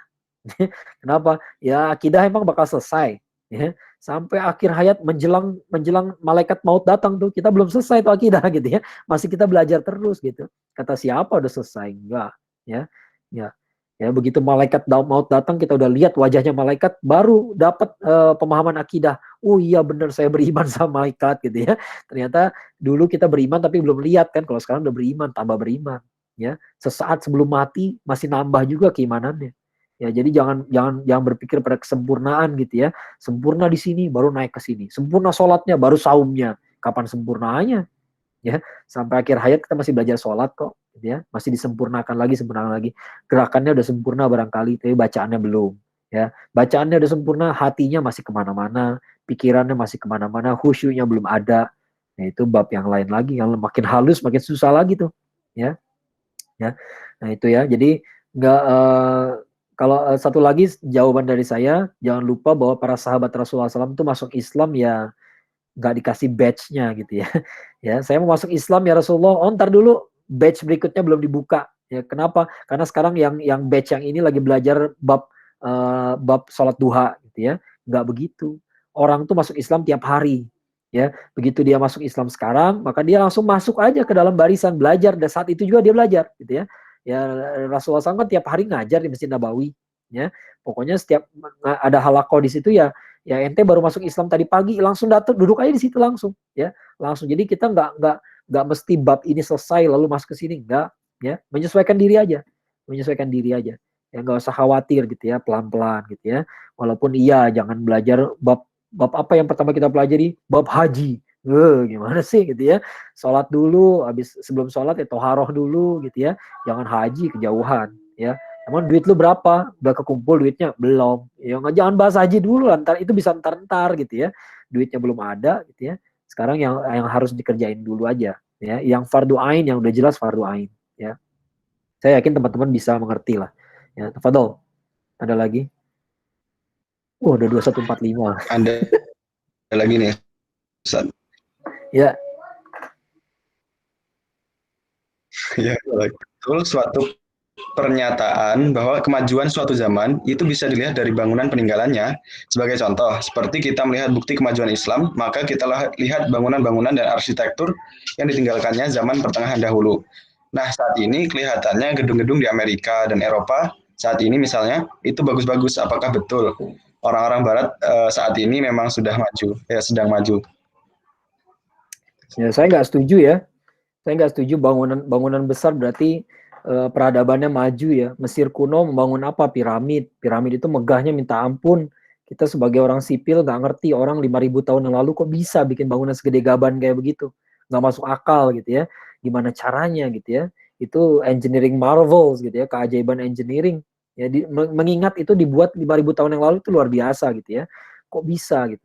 Tapi ingat, piramida yang sebesar itu adalah untuk mengubur satu orang raja.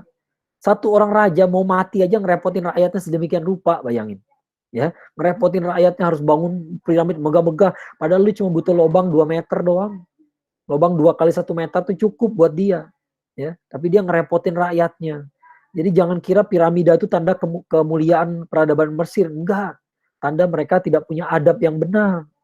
Ya, tidak punya adab yang benar. Orang negara punya uang banyak, dipakai buat apa? Buat kuburan rajanya. Kan bodoh gitu ya. Orang banyak kelaparan, ya berarti nggak ngerti adab. Ini duit bisa dipakai buat makan sekian orang, tapi mendingan buat bikin kuburan raja ya. Gitu ya. Ya, itu sama aja sama korupsi bansos gitu ya. Ya ini orang ini buat makan orang susah, diambil buat dia sendiri. Padahal dia nggak korupsi itu pun kaya juga, udah kaya. Ya. Nah, itu kan korupsi namanya gitu, ya. Kolosium yang di Roma gitu ya, canggihnya bukan main. Tapi Kolosium itu dibangun buat apa? Buat ngadu orang lawan orang lawan binatang buas. Ya, ternyata bangunan yang besar kayak begitu digunakan untuk hal-hal yang biadab. Ya. Jadi nggak mesti bangunan besar berarti orangnya beradab, tidak mesti demikian. Ya, saya tidak setuju. Ya, tidak tepat. Ya, bahwa bangunan itu adalah peninggalan yang memberikan petunjuk tentang kebesaran. Ya. Jadi kebesaran apa? Tidak kebesaran mutlak dalam arti keseluruhannya, enggak. Ya, moral belum tentu. Ya, tapi kebesaran kehebatan bangsa itu dalam membangun bangunan bisa kita setuju. Ya, ya jauh-jauh kan dalam agama Islam ada kaumnya Nabi Soleh, ya kaum Nabi Soleh yang bisa bikin bangunan dari gunung-gunung dia pahat jadi itu kan hebat itu, bangunannya megah-megah sampai hari ini masih ada kan daerah itu Madain Soleh itu kan, ya tapi itu daerah yang terazab loh, daerah yang diazab. Ternyata orang yang bisa bikin bangunan hebat diazab juga sama Allah. Kenapa? Karena nggak punya adab. Ya, dia ngerasa karena dia bisa bikin memahat gedung hebat, maka dia lebih hebat dari Allah. Allah kasih nabi yang mukjizatnya apa? Bisa bikin unta hidup dari batu. Gitu ya. Jadi mereka bisa bikin bangunan dari batu, ini batunya dibikin kayak unta, untanya hidup. Nah, gitu ya. Makanya kasih mukjizat yang lebih canggih lagi. Ya, mereka nggak sadar juga, ya diazab lah udah. Ya. Jadi jangan kira bangunan megah berarti mereka lebih beradab. Itu saya tidak setuju gitu ya. Manusia itu ditentukan dari adabnya. Ya, mentang-mentang kita pakai laptop, Abu Bakar pakai nggak ngerti laptop, bukan berarti antum lebih baik daripada Abu Bakar radhiyallahu anhu. Ya, jangan begitu ya. Bukan teknologi alat ukur kita, bukan. Ya, kita nih ngerti pakai laptop. Kenapa? Kebetulan lahir di zaman laptop. Ya, kebetulan ente lahir di zaman laptop. Ya. Bukan berarti pendahulu ente bodoh-bodoh, enggak. Di zaman pendahulu ente belum ada laptop. Laptop itu baru muncul di zaman saya kuliah ya. Di zaman saya kuliah juga laptopnya dulu pas saya sidang tuh minjem laptop punya temen. Karena laptop tuh masih yang gede-gede udah gitu tuh harganya belasan juta. Siapa yang bisa beli? Gak ada yang bisa beli yang kaya-kaya aja gitu ya. Makanya laptop tuh kalau ada yang punya udah dipinjem-pinjemin aja sama semua orang. Ya, ada yang sidang itu bawa CPU dong. Bawa CPU gurak gitu, plak gitu ya, baru dipasang ke ke infocus dan segala macam gitu ya. Nah, mereka bukan lebih bodoh, tapi kebetulan mereka hidup di zaman belum ada laptop, ya. Kan teknologi itu masalah zaman juga. Mungkin nggak ada laptop sebelum ada PC, nggak bisa. Ada PC dulu baru ada laptop, ya. Orang setelah ada PC baru orang riset lagi gimana caranya nih komputer bisa kita bikin lebih kecil lagi, jadi laptop, gitu ya. Nggak bisa ujuk-ujuk dari kalkulator jadi laptop, nggak bisa gitu ya, nggak bisa ya, dari telepon yang biasa ya berubah menjadi smartphone, nggak bisa ya. Nah, jadi teknologi itu bukan alat ukur kebaikan seseorang. Kita ini bisa baik dalam segala zaman ya, dan yang terbaik dia umat Rasulullah SAW adalah Abu Bakar ya, bukan kita. Jadi jangan bilang kita lebih hebat daripada Abu Bakar. Abu Bakar cuma tahu onta, gue punya motor, enggak gitu ya. Yang lebih baik di kita adalah ketakwaannya ya, bukan bangunannya, bukan mobilnya, bukan kendaraannya, ya, salah kaprah ya. Anda punya mobil, punya kekayaan, tapi nggak dipakai kekayaannya buat kebenaran, buat dakwah, buat bela umat, ya Anda nggak lebih baik daripada yang nggak punya uang. Ya itu ujian, kekayaan itu ujian, ya. Nah itulah, betul. Masya Allah, luar biasa sekali ya materi malam ini. Keren banget lah intinya. Semoga apa yang didapat pada malam hari ini bisa kita amalkan, kita bisa berubah jadi lebih baik lagi gitu. Terima kasih banyak pada Ustadz Akmal Syafril telah memberikan ilmunya. Semoga ilmu ini menjadi amal jariah juga untuk Ustadz Akmal. Ya karena udah di ujung waktu pada pembinaan pada malam hari ini. Saya mohon undur diri, saya mohon maaf apabila ada kesalahan. Sekian dari saya. Wassalamualaikum warahmatullahi wabarakatuh. Saya kembalikan kepada MC Dery. Dan alhamdulillah, terima kasih Radit. Dan terima kasih juga kepada Ustadz Akmal Syafril yang telah memberikan materi kajian Islam hari ini. Kemudian untuk acara tadi langsung saja penutupan doa yang akan dipimpin oleh Sidki di Cesar. Waktu dan tempat kami persilakan Sidki.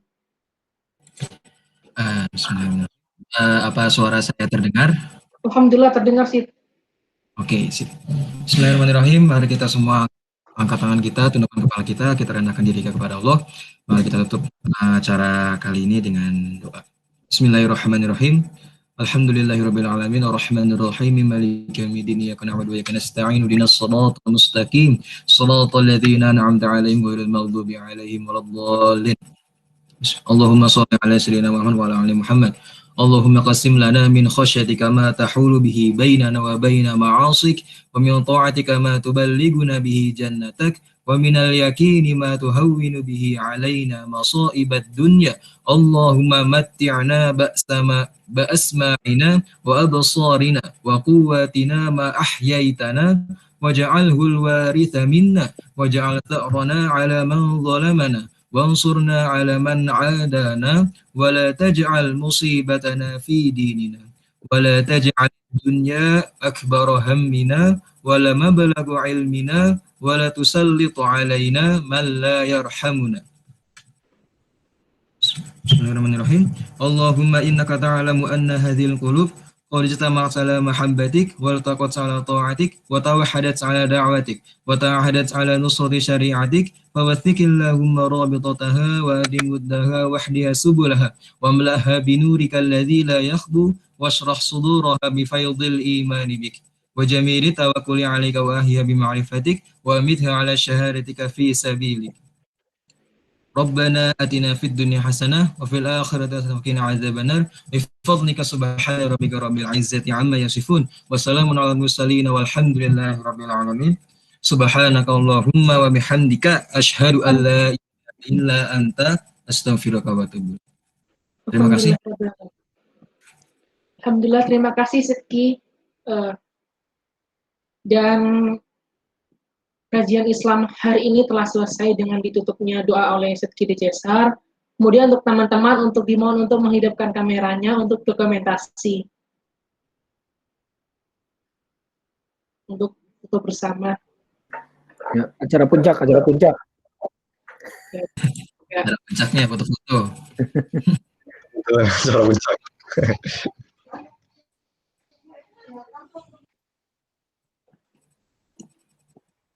Yang foto siapa? Sekar mungkin ya sebagai hostnya. Di screenshot Sekar bisa Sekar. Iya, terima kasih Sekar.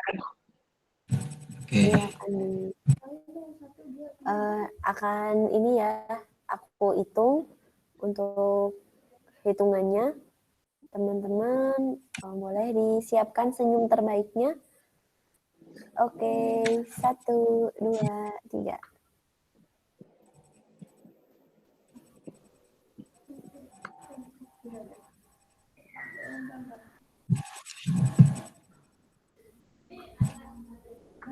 Udah? Sebentar ya.